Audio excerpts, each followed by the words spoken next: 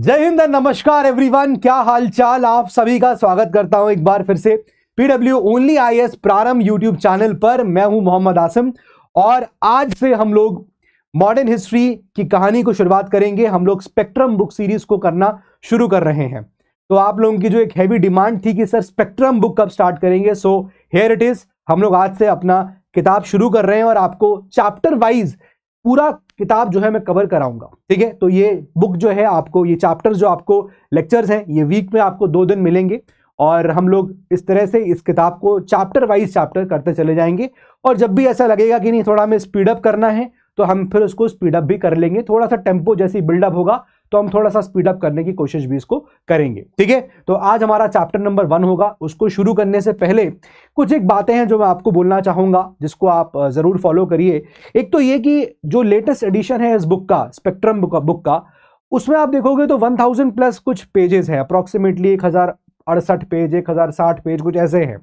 और अभी जो हम यहाँ पर एडिशन पढ़ने जा रहे हैं वो 2019 का एडिशन होगा, जिसमें रफली 868 पेजेस हैं। तो आप पूछोगे क्या सर हमें लेटेस्ट एडिशन पे जाने की जरूरत नहीं है। देखिए, हर साल ना इस किताब के अंदर पेजेस बढ़ते चले जा रहे हैं और मेरे हिसाब से जिस हिसाब से अभी मतलब क्वेश्चंस आ रहे हैं मॉडर्न हिस्ट्री से, तो देयर इज नो रिक्वायरमेंट कि हम ज्यादा बल्कि सोर्स की तरफ जाएं। ठीक है, इन कंपैरिजन अगर हम देखें तो एंशिएंट हिस्ट्री के नंबर ऑफ क्वेश्चंस पिछले 2-3 सालों में इंक्रीज हुए हैं, क्योंकि बट ऑब्वियसली आप समझ रहे हो कि राइट नाउ हम हमारे जो कल्चर पे है, जो एंशिएंट इंडिया कल्चर है, उसके ऊपर काफी फोकस है राइट नाउ की गवर्नमेंट का भी है। और इसलिए आप देखोगे कि ज्यादातर क्वेश्चंस अब मतलब एक अच्छा पोर्शन जो है वो एंशिएंट हिस्ट्री से पूछा जा रहा है, कल्चर से पूछा जाता है। ठीक है, एंड ऑल्सो मतलब यू नेवर नो, टाइम के साथ ये चीज बदल जाएगी, बट अभी फिलहाल के लिए जो मॉडर्न हिस्ट्री का पोर्शन है उसमें जो ज्यादातर सवाल होंगे वो हमारे 1950 1900 के आसपास से ही यहाँ पर देखने को मिलते हैं। ठीक है, तो इस चीज को मद्देनजर रखते हुए हम लोग अपनी इस सीरीज को आगे बढ़ाते हैं और आप लोगों को भी सजेस्ट करता हूं कि एंशिएंट के ऊपर आप अच्छे खासा फोकस करिए, आप कल्चर के ऊपर फोकस करिए, बिकॉज ये हमारा खुद का कल्चर है एंशिएंट टाइम्स का और इस पे यहाँ पर काफी फोकस गवर्नमेंट का भी रहता है। और अकॉर्डिंगली जब पेपर फ्रेम होगा तो मुझे लगता है कि इसके ऊपर आपको स्पेशल एम्फेसिस देते हुए सवाल भी देखने को मिलेंगे और पिछले 2-3 साल में ऐसा हुआ भी है। ठीक है, तो आज हम लोग यहाँ पर शुरू कर रहे हैं मॉडर्न हिस्ट्री स्पेक्ट्रम की बुक सीरीज यहाँ पर स्टार्ट कर रहे हैं, 2019 का एडिशन करेंगे। तो आज पहला चैप्टर है, इसको चलिए शुरुआत करते हैं और कुछ बेसिक से यहाँ पर चीजों को समझना शुरू करते हैं। तो पहले चैप्टर का नाम है sources for the history of modern India. तो एक सिंपल चैप्टर है लेकिन कुछ फैक्चुअल इंफॉर्मेशन आपको इसके अंदर मिलेगी जो आपको अपने एग्जाम पॉइंट ऑफ व्यू से मेरे ख्याल से आपको याद होने चाहिए। तो वो एलिमेंट्स मैं आपको बता दूंगा, लेकिन एक बहुत ही सिंपल चैप्टर है। आज यू कैन अंडरस्टैंड ऑल्सो कि हम किस बारे में पढ़ने वाले हैं, कि ये जो मॉडर्न हिस्ट्री है ना, हम लोग जो पढ़ते हैं 1757 से लेकर 1947 तक, या फिर 1707 से लेकर जब औरंगजेब की डेथ होती है उसके बाद से लेकर हम 1947 तक पढ़ते हैं, तो उसको पढ़ने के सोर्सेज क्या है, हम ये जो मॉडर्न हिस्ट्री को यहाँ पर बुन रहे हैं ये कैसे हम बुनेंगे, व्हाट आर द सोर्सेज। जब हम एंशिएंट हिस्ट्री पढ़ते हैं तो वहां पर भी हम लोग सोर्सेज देखते हैं, हम लोग देखते हैं कि ठीक है एक्सकेवेशंस, आर्कियोलॉजिकल सोर्सेज होते हैं, कुछ लिटरेरी सोर्सेज होते हैं, कुछ ट्रैवलर्स के अकाउंट्स होते हैं। हमने एंशिएंट हिस्ट्री को देखा था स्टार्टिंग में, वहां पर भी एक चैप्टर था जब हम सोर्सेज के ऊपर बात करते हैं ना, हमने इंस्क्रिप्शंस देखा, हमने न्यूमिस्मैटिक्स की बात करी थी, कॉइन्स की बात करी थी। सिमिलरली जब हम मॉडर्न हिस्ट्री पढ़ने जा रहे हैं तो यहाँ पर क्या क्या सोर्सेज हैं ये जानेंगे। देखिए, अब किताब के अंदर जो सारी चीजें दे रखी हैं, बहुत सारी चीजें हैं, आपके एग्जामिनेशन पर्सपेक्टिव से वो चीजें लाइन टू लाइन पढ़ना इतना इंपॉर्टेंट नहीं है, मोटे मोटे तौर पे बस समझ लीजिए कि क्या क्या सोर्सेज यहाँ पर बनेंगे। ठीक है, वो मैं आपको बता दूंगा और जो भी फैक्ट्स यहाँ पर होंगे वो हम लोग यहाँ पर डिस्कस करते चलेंगे। ठीक है, चलिए शुरुआत करते हैं। तो चैप्टर 1 है आपका आज ये। इस पर्टिकुलर लेक्चर का आपको पीडीएफ इस टेलीग्राम चैनल पे मिल जाएगा। यहां पर आप मुझसे कनेक्ट हो सकते हैं, किसी प्रकार का आपको गाइडेंस चाहिए यूपीएससी प्रिपरेशन को देखते हुए तो आप यहां पर मुझसे कनेक्ट करके मुझसे पूछ सकते हैं। इस ग्रुप के साथ, that is history by awesome sir के साथ, एक डिस्कशन ग्रुप भी अटैच्ड है, तो आप उस डिस्कशन ग्रुप को ज्वाइन कर लीजिए। वहां पर बहुत सारे स्टूडेंट जुड़े हुए हैं जो बेसिकली कई सारे मतलब एक अच्छी कम्युनिटी बिल्ड है जो डिस्कस भी करती है and all these things happens here, right. तो आपको इसका पीडीएफ लेक्चर का यहां पर मिल जाएगा। ठीक है, तो पहले ना मैं आपको शुरुआत करने से पहले कुछ चीजें आपको बता देता हूं। एक बेसिक चीज है, जब हम लोग मॉडर्न हिस्ट्री को यहां पर पढ़ रहे हैं तो मॉडर्न हिस्ट्री को हम लोग 2 पार्ट्स में डिवाइड करेंगे। ठीक है, शुरुआत करने से पहले एक बेसिक चीज यहां देख लीजिए। जब हम मॉडर्न हिस्ट्री को यहां पर पढ़ रहे हैं दोस्तों, तो 2 पार्ट्स में मॉडर्न हिस्ट्री यहां पर जाती है। Generally we divided into 2 parts. ठीक है, एक फेज होता है जिसको हम बोलते हैं 1757 से लेकर के 1857 का फेज, और दूसरा फेज आपको पता ही है 1857 से लेकर 1947 का फेज। जो बहुत ज़्यादा लोगों के बीच में काफ़ी चर्चित विषय पोर्शन है, ज़्यादातर इंफॉर्मेशन लोग यहाँ से रखते हैं, ठीक है। तो हम इन दोनों फेज को पढ़ेंगे। दोनों में डिफरेंस क्या है? दोनों में डिफरेंस ये कि ये वाला जो फेज है, ये वो फेज है जब एक ईस्ट इंडिया कंपनी, जो कि एक मेयरली एक प्राइवेट कंपनी थी, आप सोचिए, इमेजिन करिए कि यार एक प्राइवेट कंपनी ब्रिटेन की, अब आज देख रहे हैं भारत के अंदर बहुत सारी प्राइवेट कंपनीज हैं, तो इमेजिन करिए ब्रिटेन की एक प्राइवेट कंपनी उस टाइम पीरियड में भारत आती है और भारत पे वो यहाँ पर रूल करना शुरू करती है। तो ईस्ट इंडिया कंपनी जब यहाँ पर आती है तो ये वो टाइम पीरियड है जब ईस्ट इंडिया कंपनी आई और वो फाउंडेशन लेट डाउन करती है, वो यहां पर फाउंडेशन लेट डाउन कर रही है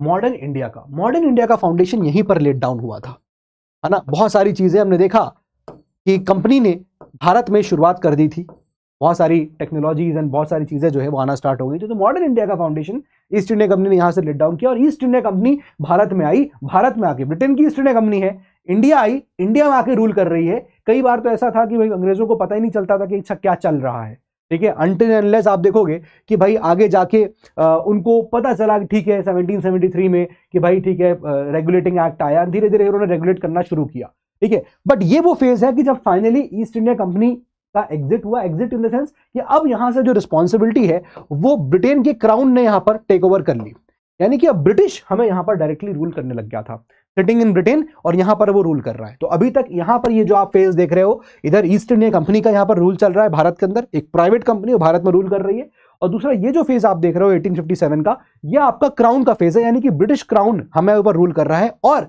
यहां पर लड़ाई जो है क्राउन की हमारे नेशनलिस्ट के साथ चलती है। तो इंडिया के जो नेशनलिस्ट है वो लड़ते हैं और इस फेज में जो बेसिक चीज निकल के आई कि इसको क्या बोल सकते हैं, this is nothing but the freedom struggle. इस क्लैश को जो क्राउन और नेशनलिस्ट के बीच में हुआ, इसी को हम लोग फ्रीडम स्ट्रगल बोलते हैं। आई होप ये बात आपको सिंपल सी समझ में आ रही होगी, ठीक है। तो ये फेज है। अच्छा, एक फेज ऑब्वियसली आपको इससे पहले ही मिलेगा, मतलब एक पार्ट है जो इससे पहले ही रहेगा, और वो क्या पार्ट है सर? वो क्या है? सिंपल है, आई थिंक क्योंकि हम लोग एनसीईआरटी पढ़ चुके हैं तो इतना बेसिक्स आपको पता होंगे, बट फिर भी मैं आपको एकदम शुरुआत से बताऊंगा। कोई अगर स्टूडेंट ऐसा है जो मेरे साथ एनसीईआरटी नहीं पढ़ा होगा तो उसको भी यहाँ समझ में आ जाए। तो देखो, एक फेज तो मैं आपको बोल ही रहा हूं कि ठीक है, देयर इज समथिंग 1757 से शुरुआत हो रही है और एक जाएगा टिल 1857 तक, है ना, first war of independence, and then उसके बाद ये दूसरा फेज जाएगा 1947 तक। लेकिन इससे पहले एक पोर्शन और आता है एंड दैट इज 1707 का, ठीक है, जब औरंगजेब की यहां पर डेथ होती है। तो औरंगजेब की यहां डेथ हुई, औरंगजेब की यहां पर डेथ हुई, है ना, औरंगजेब डाइड, और उसके बाद कहानी आगे बढ़ी। तो यहां पर 1757 में फर्स्ट बैटल ऑफ प्लासी हुई, और बैटल ऑफ प्लासी से यहां पर ईस्ट इंडिया कंपनी ने अपना कंट्रोल जो है वो स्थापित करना शुरू कर दिया था भारत के ऊपर, ठीक है, मोटे मोटे तौर पे। अभी हमने शुरू नहीं किया, बस हम आउटलाइन देख रहे हैं। फिर 1857 में इतना ज्यादा एक्सप्लॉइटेशन और ऑपरेशन बढ़ चुका था कि फिर इंडियंस एक साथ कुछ खड़े हुए, है ना, कोई एक साथ आए एंड रिवोल्टेड, तो वो आपका फर्स्ट वॉर ऑफ इंडिपेंडेंस हुआ। और फिर अंग्रेजों को समझ में आया कि नहीं यार, चीजें जो है ना बहुत बॉइल्ड अप, बहुत ज्यादा बढ़ रही हैं और हमारे हाथ में चीजें बचेंगी नहीं, तो यहां से चीजें चेंज हो जाती हैं। 1857 ऑनवर्ड्स आप देखोगे कि क्राउन रूल जो है यहां पर शुरू हो जाता है और डायरेक्टली ब्रिटेन जो है अब हमारे ऊपर यहां पर राज करने लगता है, ठीक है। तो ये एक टाइमलाइन है मोटे मोटे तौर पर, ये 4 इंपॉर्टेंट टाइमलाइंस है जो हमारे मॉडर्न हिस्ट्री में यहां पर रहेंगे और ये इसको यहां पर डिवाइड करेंगे, ठीक है। तो अभी हम बात ये कर रहे हैं कि यार आप जो ये मॉडर्न हिस्ट्री पढ़ने जा रहे हो ना, इस मॉडर्न हिस्ट्री का व्हाट इज द सोर्स, ये आप पूरा पढ़ोगे, जो आप बनाओगे, ये देख रहे हो ये वाला फेज, ये वाला फेज, इसको आप कैसे बुनोगे, कैसे आप जानोगे इसके बारे में, व्हाट आर द सोर्सेज, है ना। कई बार ऐसे होता है कि अच्छा इस ऑथर ने ऐसा लिख दिया, उस ऑथर ने वैसा लिख दिया, है ना, ऑथर के बीच में बायसनेस होती है कि भाई वो कुछ अपने हिसाब से देख रहा है। भाई जाहिर सी बात है, हर का आदमी का नजरिया अलग होता है, तो हर ऑथर अलग तरीके से देखेगा, है ना। मान लीजिए फॉर एग्जाम्पल मैं आपको एक डॉक्यूमेंट आपको लिख के देता हूं, अब उस डॉक्यूमेंट को अलग अलग तरीके से पढ़ा जा सकता है। कोई मान लीजिए आप लोग होंगे एज अ स्टूडेंट, हो सकता है आप अलग तरीके से पढ़ेंगे, है ना। मान लीजिए कोई मेरा दुश्मन होगा, उसको अलग नजरिए से देखेगा, वही बात को अलग नजरिए से समझेगा। वो कोई मेरा फ्रेंड होगा, उसको अलग तरीके से देखेगा, मैं उसको शायद अलग तरीके से देख रहा हूं, और हो सकता हो वो शायद ना मेरे फ्रेंड से ना मेरे दुश्मनों से मेरा पर्सपेक्टिव मिल रहा हो। तो एक ही चीज के कई सारे पर्सपेक्टिव हो सकते हैं, राइट, ये चीज हम समझते हैं। तो यहां पर क्या होता है कि जब हम सोर्सेस की बात कर रहे हैं कि आप जब मॉडर्न हिस्ट्री को यहां पर बुन रहे हो, तो मॉडर्न हिस्ट्री के सोर्स क्या है, व्हाट आर द सोर्सेस, चलिए उस पर एक बार ना मैं मोटे मोटे रूप पे जिक्र कर लेता हूं, उसके बाद हम लोग यहां पर आगे बढ़ेंगे। जरा देखिए एक बार प्लीज सी, अगर मैं सोर्सेस की बात करता हूं दोस्तों, मैं आपको एक स्लाइड में ना पूरे सारे सोर्सेस को बता दूंगा, I will explain you everything, फिर हम लोग स्लाइड बाय स्लाइड चीजों को रीड करते जाएंगे तो हमें सब कुछ समझ में आ जाएगा। इस चैप्टर में कुछ ज्यादा है नहीं। देखिए सोर्सेस की बात कर रहे हैं, यानी कि हम क्या वो ऐसे हम चीजों को पढ़ें जिससे हमें सही इंफॉर्मेशन मिले। देखो सोर्सेज में यहां पर सबसे पहले तो आती है, एक होते हैं आर्काइव्स। ठीक है, व्हाट आर आर्काइव्स? आर्काइव्स क्या होता है? देखिए आर्काइव्स इज समथिंग जो एक हिस्टोरिकल डॉक्यूमेंट हो गया, है ना, जो एक यूनिक होता है, ओरिजिनल होता है। इसको कोई लिखता नहीं है कि भाई हमने अपने हिसाब से अच्छा उसको लिख दिया ओके ऐसा कुछ हुआ होगा। ये आर्काइव्स है। जैसे मान लीजिए जब अंग्रेज हमारे ऊपर रूल कर रहे थे, जब अंग्रेजों का हमारे ऊपर शासन था, कंट्रोल था, तो उस वक्त के टाइम पे डेफिनेट सी बात है कि अंग्रेज की सरकार थी, अंग्रेजों की गवर्नमेंट थी। अब वो डिपार्टमेंट में बातचीत भी करते होंगे, है ना। मान लीजिए कोई वाइसरॉय ने कोई चिट्ठी लिखी फॉर एग्जांपल एक होम मिनिस्ट्री को, या फिर चिट्ठी लिखी for example east India company वालों ने किसको, बोर्ड ऑफ कंट्रोल को लिखी, कोर्ट ऑफ डायरेक्टर्स को लिखी, जो लंदन में बैठे हुए थे, है ना, ईस्ट इंडिया कंपनी के ऊपर थे।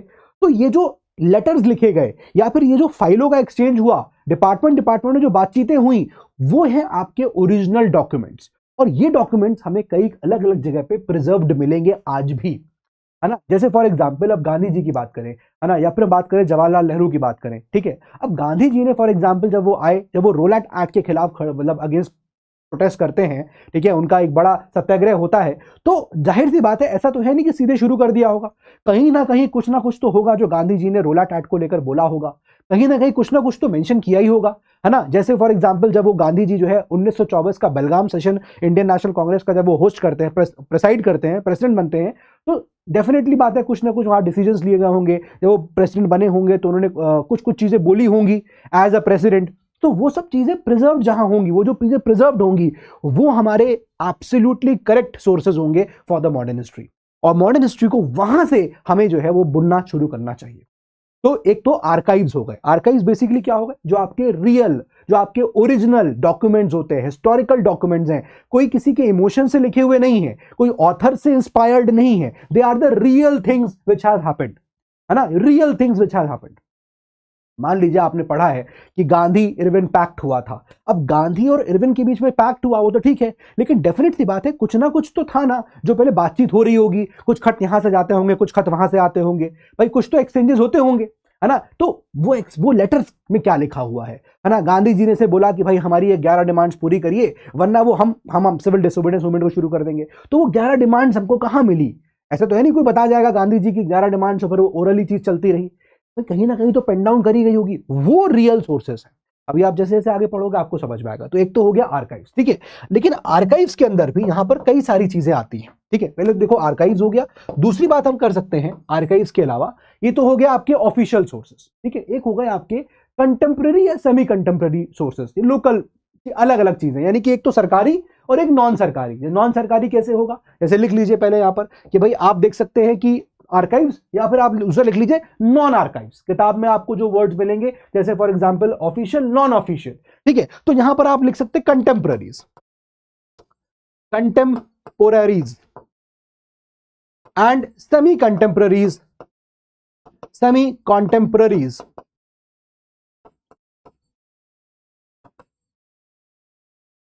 सोर्सेस, ठीक है। अब समझिएगा, आपको फर्क पता चलेगा क्या है सेमी कंटेम्पररी। सेमी कंटेम्पररी क्या हो गया भाई, जिस वक्त मान लीजिए आर्काइव्स यहां पर सेमी जो गवर्नमेंटल रिकॉर्ड्स हैं, not only governmental, official records हैं। अब इस वक्त के पीरियड में कुछ इंडिविजुअल्स भी तो एग्जिस्ट कर रहे होंगे, कोई अखबार भी तो छपे होंगे। जैसे हमने देखा कि भाई फॉर एग्जाम्पल कुछ अखबार छापे गए जिसमें अंग्रेजी जो शासन चल रहा था उसको क्रिटिसाइज किया गया। तो एक्चुअली हम जब उन सोर्सेस को पढ़ेंगे तो हमें समझ में आएगा अच्छा what was the thinking of the people, what was the basic idea, क्या चल रहा था उस वक्त, तो हमें आइडिया समझ में आएगा। जैसे फॉर एग्जांपल हम आर्काइव्स की बात करें तो यहां पर कई सारे आर्काइव्स होंगे। जैसे हम बोलेंगे तो सेंट्रल गवर्नमेंट के आर्काइव्स होंगे, सेंट्रल गवर्नमेंट के आर्काइव्स आपको देखने को मिलेंगे, है ना, यानी कि जो सेंट्रल गवर्नमेंट है उसके आर्काइव्स होंगे, ठीक है ना। मतलब जैसे कि जो हमारी ईस्ट इंडिया, जो उस वक्त ईस्ट इंडिया कंपनी थी या ब्रिटेन जो रूल कर रहा था, तो वो लोग जब भी कोई लॉ बनाते होंगे, तो जैसे आज लॉ बनता है, हम भी लॉ को एक्ट बिल बनाते हैं, बिल से एक्ट बनता है तो कहीं लिखा जाता है ना। तो वैसे ही जब वो लोग भी करते रहे होंगे, जैसे इनके चार्टर एक्ट आए, इनके इतने यहाँ पर बहुत सारे इतने एक्ट्स आए, मॉन्टेग चम्सफोर्ड रिफॉर्म्स आया, कहीं तो लिखा होगा। तो वो जो ओरिजिनल चीजें हैं वो आपकी आर्काइव्स होंगी, तो उसमें कुछ सेंट्रल गवर्नमेंट आर्काइव्स होंगे, कुछ आप देखोगे तो उसमें आपको स्टेट गवर्नमेंट आर्काइव्स मिलेंगे, ठीक है ना, आपको स्टेट गवर्नमेंट आर्काइव्स यहां पर देखने को मिलेंगे, ठीक है।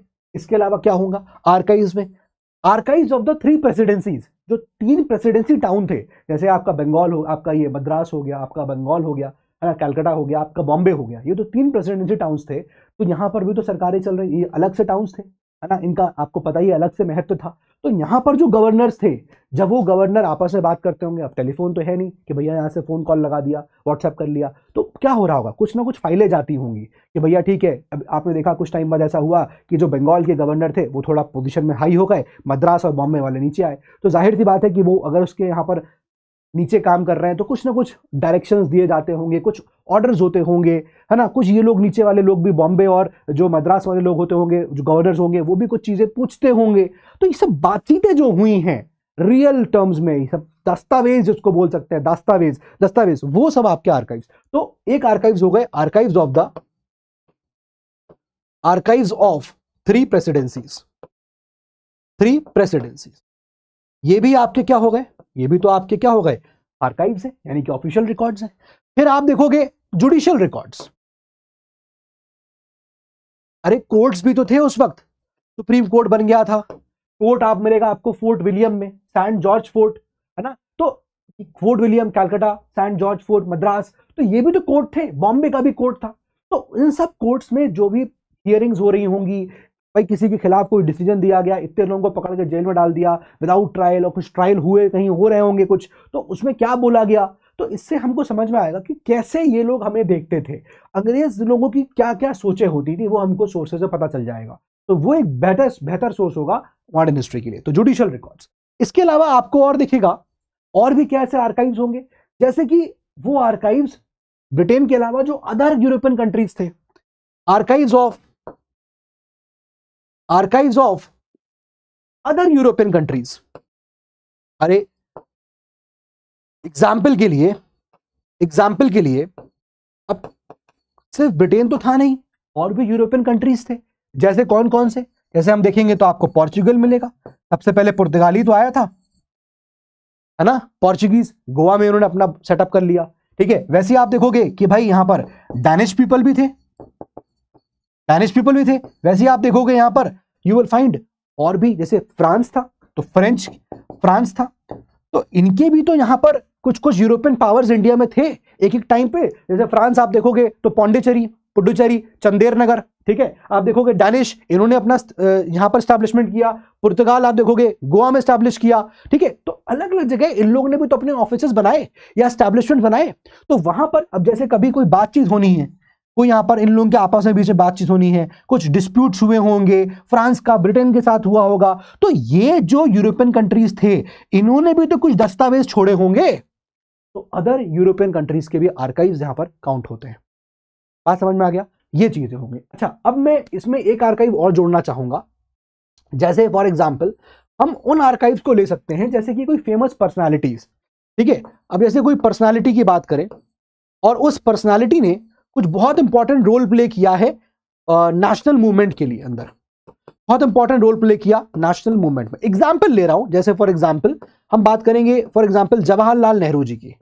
अब जवाहरलाल नेहरू जी का कोई अगर उनके खुद लिखी हुई, उनकी खुद से लिखा हुआ कोई अगर मान लीजिए बुक है ना, कोई बुक आ गई, उनका खुद से लिखा हुआ कोई अगर मान लीजिए न्यूज़पेपर आ गया, ठीक है, उनका खुद से लिखा हुआ कोई मान लीजिए आर्टिकल कॉलम आ गया, तो वो भी अपने आप में मॉडर्न हिस्ट्री के को बुनने के लिए यहाँ पर क्या बनता है, सोर्स बनता है। हमें समझ में आएगा, अच्छा ये स्वराज का रिजोल्यूशन लेके आए थे जवाहरलाल नेहरू के टाइम पे, हुआ था 1929 में, ये सेशन था। तो बेसिकली हम पढ़ तो रहे हैं खाली हिस्ट्री कि अच्छा ठीक है 1929 में ऐसा हुआ था, जवाहरलाल नेहरू ये कर रहे थे और ऐसा प्रिसाइड कर रहे थे, all this things, but what was the basic thinking, Jawaharlal Nehru उस वक्त क्या सोच रहे थे, ये चीज आपको यहां पर जब इसको पढ़ोगे इन सोर्सेस को तो आपको पता चलेगी। तो ये हमारे कुछ आर्काइव्स में आ गए, ये ऑफिशियल डॉक्यूमेंट्स हैं, है ना, ऑफिशियल डॉक्यूमेंट्स। अब आपको ऐसे ही यहां पर कुछ कंटेम्प्रेरी डॉक्यूमेंट्स भी देखने को मिलते हैं, ठीक है, कंटेम्प्रेरी समय का मतलब जब ये सब चल रहा है तो इसके अलावा कुछ और डॉक्यूमेंट्रीज भी हैं। जैसे फॉर एग्जांपल हम बात करेंगे तो आप कह सकते हो ओरल एविडेंसेस। अब कोई किसी ने इंटरव्यू दे दिया, ठीक है ना। तो आपका वो इंटरव्यू जो उसने दिया, अब चूंकि वो मुंह बोली बात है तो हम सही तो मान नहीं सकते कि भैया उसने तो ऐसा कहा था, अब क्या पता कहा कि नहीं कहा था, that is an oral thing. तो बेसिकली ओरल या कोई ऐसे इंटरव्यू दे दिया होगा कभी, है ना। आपने देखा होगा कि कई बार ऐसा हुआ कि हाँ बहुत सारे ऐसे प्रेसिडेंट्स हैं जिन्होंने अपने इंटरव्यूज दिए, आज भी उनके इंटरव्यूज आपको यूट्यूब पे मिल जाएंगे, है ना, ये सब चीजें। तो ओरल इंटरव्यूज जो दिए गए, अब वो जो ओरली बोला गया आप उसका यूज कर सकते हो खाली किस चीज में, कोई भी फैक्ट को कोलैबोरेट करने में। कोलैबोरेशन मतलब कि देखो यहां पर भी हमको सेंट्रल गवर्नमेंट की आर्काइव्स में ये चीज लिखी मिली है और ये चीज तो बोली भी गई है, तो इससे आप कोलैबोरेशन कर सकते हो कि हाँ चलो ठीक है ये चीज कुछ बोली गई थी इंटरव्यू में, हाँ देखो ऐसा कुछ यहां पर भी मिला है। तो ये आपके क्या हो गए, एक आपके कंटेम्प्रेरी टाइप के सोर्सेस हो गए जो आप कोलैबोरेशन में कर लिख सकते हो और ओरल रख सकते हो। अच्छा एक चीज जो मैं यहां पर आपको और पॉइंट आउट करना चाहता हूं आर्काइव्स में, वो है पार्लियामेंट्री प्रोसीडिंग्स।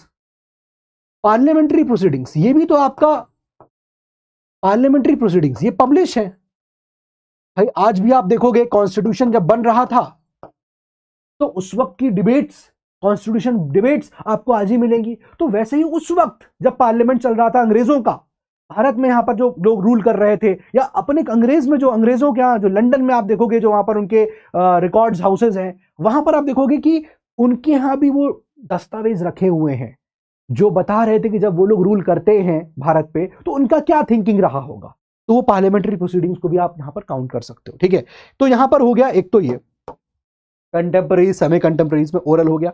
इसके अलावा आप देखोगे और क्या हो सकता है, और बहुत सारे न्यूज़पेपर्स हो सकते हैं, बहुत सारे न्यूज़पेपर्स हो सकते हैं। जाने कितने न्यूज़पेपर्स थे जो इस वक्त हमें देखने को मिले, है ना। जाने कितनी ऐसी नॉवेल्स थी जो हमें देखने को मिली, है ना। आप देखोगे आपको बहुत सारे नाम आएंगे, बंकिम चंद्र चट्टोपाध्याय, चैटर्जी, इनका नाम आपको देखने को मिलेगा। अखबारों की बात करेंगे तो प्रिंट प्रेस जो आई, प्रेस अखबार का जो प्रचलन शुरू हुआ, ठीक है, Augustus Hickey, James Augustus Hickey का नाम यहां पर आएगा, ठीक है। और ऐसे बहुत सारे किताबें आएंगी, उनकी ऑथर्स आएंगे, तो वो सब चीजें क्या हो गए आपके कंटेम्प्रेरी, सेमी कंटेम्प्रेरीज में। इसके अलावा नॉट ओनली दिस, आप देखो पेंटिंग्स की बात भी करेंगे भाई। पेंटिंग्स बनाई गई, अब पेंटिंग्स जो है वो क्या कर रही हैं, ये पेंटिंग्स उस वक्त के दुर्दशा को बता रही हैं। अब जैसे 1857 का जब रिवोल्ट हुआ तो उसके बाद एक पेंटिंग बनाई गई। अब उस पेंटिंग में दिखाया गया कि लखनऊ का एक सीन है और धुआं धुआं हो गया है, यानी कि 1857 का रिवोल्ट हो गया, उसके बाद हर चीजें कंट्रोल में आ गई हैं। तो पेंटिंग से उस वक्त की चीजें, बहुत सारी चीजें बताई जा रही हैं। But again the thing is कि ये सब नजरिए की बात है ना। हम लोग देखेंगे तो हम बोलेंगे देखो कितनी तबाही मचा के रखी है, सब सन्नाटा हो गया, है ना। जैसे मान लीजिए कोई भी एक ऐसा डॉक्यूमेंट है, उसमें कुछ लिखा हुआ है कि फॉर एग्जांपल हमने जब हमने आपको पढ़ाया था मॉडर्न हिस्ट्री का, ये आपका बिपिन चंद्रा पढ़ रहे थे, तो वहां पर हमने बहुत सारी लीगल चीजें देखी कि भाई ठीक है ये कमीशन बनाया गया, वो कमीशन बनाया गया, है ना। कमीशन, हंटर कमीशन बना दिया गया, ऐसा ऐसा हुआ था, लेकिन एक्चुअली वो कमीशन की रिपोर्ट भी तो थी। तो वो रिपोर्ट कहाँ है, वो आर्काइव्स में होगी, वो हमको मिल सकती है कि ठीक है चलो ये चीज है, यहां पता चल गया हमको, ठीक है। तो वैसे ही पेंटिंग्स बहुत सारी चीजें को बयां करती हैं। इसके अलावा आप देखो बहुत सारे ऐसे ट्रैवलर्स, ठीक है, जो ट्रैवल करते हैं, ट्रैवलर्स हो गए जो चीजों को देखते हैं, लिखते हैं, तो ये भी आपके क्या हो जाएंगे, all this comes under the आपके नॉन ऑफिशियल, मतलब ऑफिशियल के एक तरह से आपके कंटेम्प्रेरी, सेमी कंटेम्प्रेरी सोर्सेज में यहां पर ही आ जाएंगे, ठीक है। अब यहां पर बहुत सारे ऐसे नाम होंगे, इन सब के यहां पर नाम आएंगे, सब फैक्ट्स आएंगे, बस उन्हीं को यहां पर हमें देखना है। और आई थिंक इससे ज्यादा इस चैप्टर में और कुछ भी नहीं है। तो ये chapter number 1, it talks about the sources, कि भाई जब हम मॉडर्न हिस्ट्री पढ़ रहे हैं तो वो क्या सही सोर्स होंगे। हम कैसे मान लें जो स्पेक्ट्रम में लिखा है वो सही है, हम कैसे मान लें कि भाई इस किताब में कोई चीज लिखी है तो सही है, बिकॉज कहीं तो देखा होगा ना। तो वो सोर्सेज क्या हैं, तो वो सोर्सेज ऐसे डिवाइड होते हैं, या तो आर्काइव्स होंगे, ऑफिशियल रिकॉर्ड्स, ठीक है, या फिर वो कंटेम्प्रेरी, सेमी कंटेम्प्रेरी होंगे, ठीक है। अब जैसे पहले मैं आर्काइव्स की बात कर रहा था, ठीक है भी आपसे, तो आर्काइव्स मतलब बहुत पुराने ऐसे डॉक्यूमेंट्स। तो आर्काइव्स, जैसे मैंने आपको बोला कि आर्काइव्स क्या होते हैं, archives refer to a collection of historical records, कलेक्शन ऑफ हिस्टोरिकल रिकॉर्ड्स, पुराने रिकॉर्ड्स का कलेक्शन को क्या आर्काइव्स बोल रहे हैं।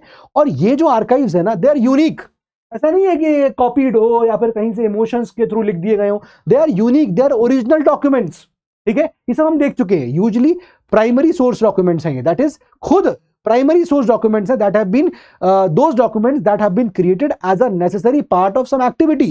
यानी जब अंग्रेज हम पे या तो एडमिनिस्ट्रेशन कर रहे थे तब उन्होंने लिखा होगा, कोई लीगल एस्पेक्ट, कोई सोशल एस्पेक्ट, कोई कमर्शियल, जैसे फॉर एग्जांपल सती को बैन किया गया, ठीक है ना। जैसे मान लीजिए सती को बैन किया गया, तो सती को बैन करने के पीछे कुछ तो थॉट प्रोसेस होगा। ऐसा तो है नहीं कि एक दिन सुबह उठे होंगे आज सती बैन करते हैं, काफी इस पर बातचीत चली होगी, काफी इस पर लिखा पढ़ी हुई होगी, कहीं तो कुछ सोर्सेज मेंशन किए गए होंगे, तब ये कहीं बैन हुआ, है ना। अब क्रिश्चियन मिशनरीज आई, क्रिश्चियन मिशनरीज अपने कैसे रिलीजन को प्रोपेगेट कर रही थी उस वक्त, उन्होंने, भाई क्रिश्चियन मिशनरीज हैं, अब वो अपने रिलीजन को प्रोपेगेट कर रही हैं, उन्हें कहीं कुछ दिक्कत आती होगी, कोई ऑब्स्ट्रक्शन हो रहा है, इंडियंस रेजिस्ट कर रहे हैं अपने कल्चर को ऐसे छोड़ने में, तो वो लोग कुछ ना कुछ तो मेंशन करते होंगे कि वाइसराय साहब ऐसा ऐसा हो रहा है, देख लीजिए, संभाल लीजिए, थोड़ा पुलिस फोर्स भेज दीजिए, यहाँ पर थोड़ा लाठीचार्ज करवा दीजिए। तो बेसिकली सब बातें कहीं लिखी गई होंगी, लेटर्स लिखे गए होंगे, तो वो सब भी यहां पर सोर्सेज बनते हैं। They are basically what, they are the archives, ठीक है। So they are the official records, as I said, ये आपके ऑफिशियल रिकॉर्ड्स हैं, that is the papers of the government agencies, सरकारी दस्तावेज हैं ये, ठीक है, वेरियस लेवल्स पे, चाहे वो प्रोविंसेस हो। अब जैसे प्रिंसली स्टेट्स हैं, अब जब अंग्रेज इंडिया आए तो उन्होंने प्रिंसली स्टेट्स के साथ क्या किया था, संधियां करी थी, है ना। जब अंग्रेज इंडिया आए तो उन्होंने, जो भाई हमारे देश में जो छोटे मोटे रजवाड़े थे 545 565 वॉट एवर इट इज, तो उनके साथ, उन रजवाड़ों के साथ, उन प्रिंसली स्टेट्स के साथ ट्रीटी करी गई, संधि करी गई, तो वो ट्रीटी कहीं तो लिखी होगी, मुजमानी तो करी नहीं होगी, तो वो सब चीजें, ठीक है ना। तो अलग अलग देखो, प्रिंसली स्टेट के लेवल पर भी डॉक्यूमेंटेशन हुआ, सेंट्रल लेवल पे डॉक्यूमेंटेशन हुआ, प्रोविंसेस के लेवल पे डॉक्यूमेंटेशन हुआ, ठीक है, या और and they are not consciously written और क्रिएटेड। ऐसा नहीं है कि उसको क्रिएट किया गया हो या फिर सोच समझ के लिखा गया हो, ऐसा नहीं है, ये आउट ऑफ नेचुरल चीज जो हुई, लिखी गई, वो सोर्सेज है to convey information to future generation, ठीक है। सो आई होप ये मतलब आपको जो है समझ में आ गया होगा। इसका ऑब्जेक्टिव क्या है, यही है कि help historians trace every important development, जो भी यहाँ पर स्टेज बाय स्टेज डेवलपमेंट हुआ है, इतिहासकार जो है इसको पढ़ के यहाँ पर ये सारे डेवलपमेंट को समझ सकते हैं, और समझ सकते हैं कि भाई कोई डिसीजन मेकिंग अगर हुई होगी, कोई डिसीजन लिया गया होगा, तो उस वक्त क्या बैकग्राउंड रहा होगा, what was the basic idea, psychology क्या रही होगी बनाने वालों की, है ना, what was the psychology of the policy makers, हमको ये तक समझ में यहां पर आएगा, ठीक है। Useful for constructing the history, तो जो भी यहां पर इतिहास हमें इस पीरियड का बुनना है तो इसके लिए यूजफुल है। To understand the economic history, obvious सी बात है, जिस हिसाब से यहाँ पर देखिए कैसे ड्रेन ऑफ वेल्थ हो रहा होगा, तो ये सब बातें कहीं लिखी गई होंगी कि ठीक है, इंडियन से यहाँ पर गुड्स लो और उनके गुड्स को जो है हमारे बाहर के मार्केट में महंगा बेचो, और फिर उसके बाद हमारे जो गुड्स इंपोर्ट होके आ रहे हैं इंडिया में उनको सस्ता बेचो, ऑल दिस थिंग्स, ये सब कहीं ना कहीं डॉक्यूमेंट हुआ होगा, ठीक है। तो ये हो गया आपको अबाउट आर्काइव्स, राइट। तो अब दूसरा है that is contemporary and semi contemporary works. इसमें मैंने आपको बहुत सारी चीजें बताई, तो पहले हम लोग आर्काइव से शुरू करते हैं, आर्काइव्स में क्या क्या चीजें आती हैं, तो लेट अस सी, जल्दी जल्दी देख लेते हैं। जैसे हाँ, अब ये कंटेम्प्रेरी एंड सेमी कंटेम्प्रेरी मैंने आपको बता दिया। जैसे फॉर एग्जांपल इसमें क्या, क्रिएटिव लिटरेचर हो गया, बहुत सारी बुक्स हो गई, ओरल एविडेंसेस हो गए, है ना, बहुत सारी पेंटिंग्स हो गई, इसमें आप देखोगे तो बहुत सारे न्यूज़पेपर्स यहाँ पर आ जाएंगे, राइट। ये सब इसमें जैसे बायोग्राफीज हो गई, किसी ने अपनी किताब लिखी, अपने ऊपर अपने बारे में लिख दिया, अपने ट्रैवल अकाउंट्स को मेंशन कर दिया, अपने मेमोयर्स को लिख दिया, यानी कि कोई चीज अपनी मतलब मेमोयर में लिखा गया, यादों में लिखा गया किसी के, तो ऑल दीज थिंग्स मैंने आपको ऑलरेडी जो है वो यहाँ पर सब मेंशन कर दिया है कि ये सब चीजें ही हैं, और इनके मैंने आपको जगह जगह एग्जांपल दिया। फैक्ट थोड़ा देखना पड़ेगा कहाँ कहाँ पर क्या क्या नाम आते हैं, वो नाम कुछ कुछ आएंगे जो आपके, क्या आप पूछोगे क्या एग्जाम में आता है, तो यस, एग्जाम में डेफिनेटली पूछा जा चुका है और आगे भी पूछा जा सकता है, तो इसलिए इन यहाँ पर जो भी फैक्ट्स आए उसको आप बस बुलेट पॉइंट्स बना के उन हेडिंग्स करना नोट करिएगा और उसको आप याद करते चलिएगा, ठीक है। चलिए पहले हम आर्काइव मटेरियल के ऊपर बात करते हैं कि आर्काइव मटेरियल्स क्या क्या थे। तो 4 कैटेगरीज है, मैंने आपको कई सारी कैटेगरी बना दी, जैसे सेंट्रल गवर्नमेंट के आर्काइव, स्टेट गवर्नमेंट के, ठीक है। देन उसके बाद आपके records of the intermediate and subordinate authority, जैसे कि मान लीजिए रिकॉर्ड ऑफ द इंटरमीडिएट मतलब central government, state government, princely states हो गए, उनके भी यहाँ पर डॉक्यूमेंट्स, ठीक है। जुडिशियल रिकॉर्ड्स हो गए, भाई कोर्ट्स भी तो कुछ कुछ चीजें बोल रही होंगी, तो वो सब आपका किस में आता है, ऑफिशियल रिकॉर्ड्स में यहाँ पर काउंट होगा, ठीक है।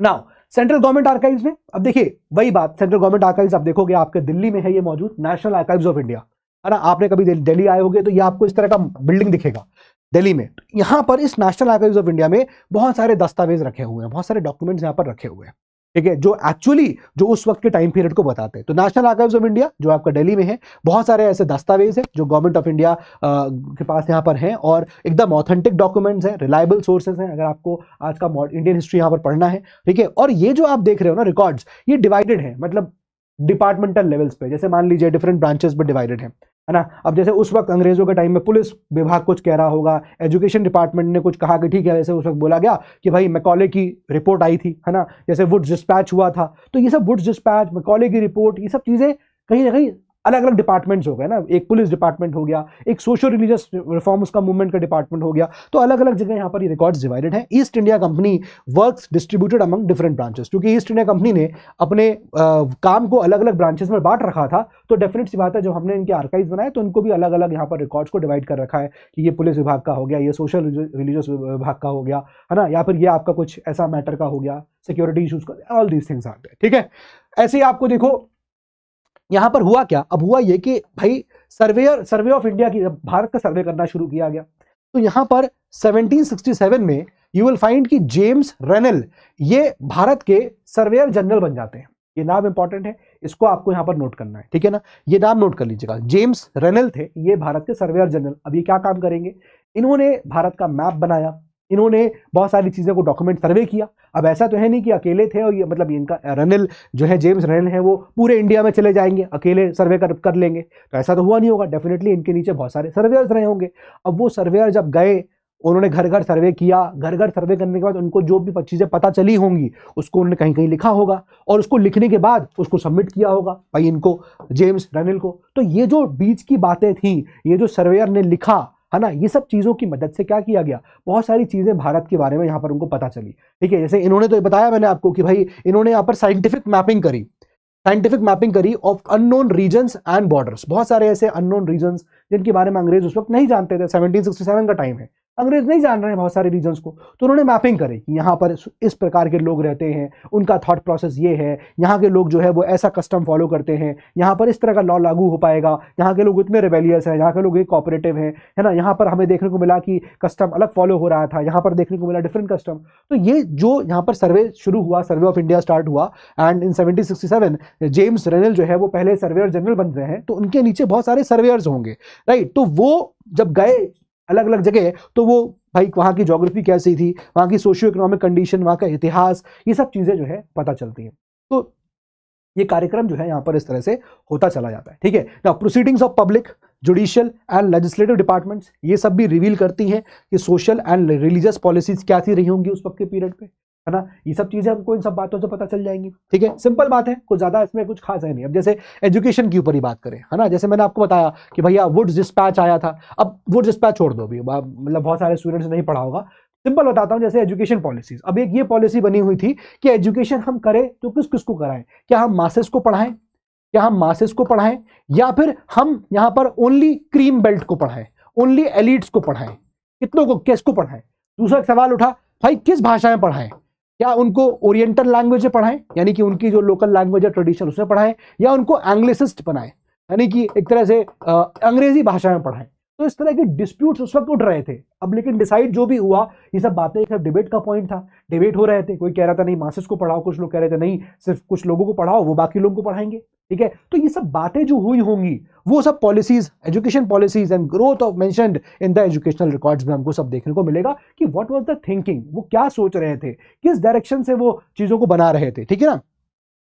तो अब ऐसे यहां पर आप देखोगे होम पॉलिटिकल, ये भी यहां पर कुछ दस्तावेज मिलते हैं। होम पॉलिटिकल सीरीज 1907 में शुरू हुआ, और ये बेसिकली पॉलिटिकल और कम्युनल इश्यूज से ही डील करते हैं डॉक्यूमेंट्स, कि उस वक्त तक पॉलिटिकल सिनारियो, कम्युनल इश्यूज कैसे थे, ये उनसे डील करते हैं। नाम नोट कर लीजिएगा, होम पॉलिटिकल।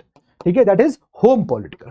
ये थोड़ा सा इंपॉर्टेंट हो गया, आपकी किताब में भी इसका वर्णन अलग से दिया हुआ है। ठीक है, तो यहां पर आप देखिए reforms office records useful for studying the constitutional development 1920 से लेकर 1937। अब ये एक आप देखोगे ऑफिस का नाम है रिफॉर्म्स ऑफिस रिकॉर्ड्स, जहां पर जब ये रिफॉर्म्स हो रहे थे भारत के अंदर, तो वो रिफॉर्म्स जो हुए उनका रिकॉर्ड्स, रिफॉर्म्स ऑफिस रिकॉर्ड्स बोला गया उसको, मतलब वहां पर रिकॉर्ड्स जो रखे हुए हैं रिफॉर्म्स से रिलेटेड जो भी है, तो वो ऑफिस है जहां पर आप ये स्टडी, उसमें अंदर जाओगे तो जो भी आपको वहां पर दस्तावेज मिलेंगे, डॉक्यूमेंट्स मिलेंगे, उससे आप कॉन्स्टिट्यूशनल डेवलपमेंट जान सकते हो, कैसे हुआ होगा 1920 से लेकर 1937 तक का। इतने दस्तावेज आपको इस जगह पर यहाँ पर मिलेंगे। ठीक है, तो ये बातें यहाँ पर लिखी हुई हैं। देन उसके बाद देखिए यही चीज आपको अब स्टेट गवर्नमेंट के आर्काइव्स में मिलेगा। ठीक है, जैसे फॉर एग्जाम्पल हमारे जो ब्रिटिश इंडियन प्रोविंसेस थे, भाई ब्रिटिश ने भारत पे कब्जा किया, तो कुछ प्रोविंसेस थे जो ब्रिटिश इंडिया, वो ब्रिटिश इंडिया के प्रोविंसेस कहलाएंगे।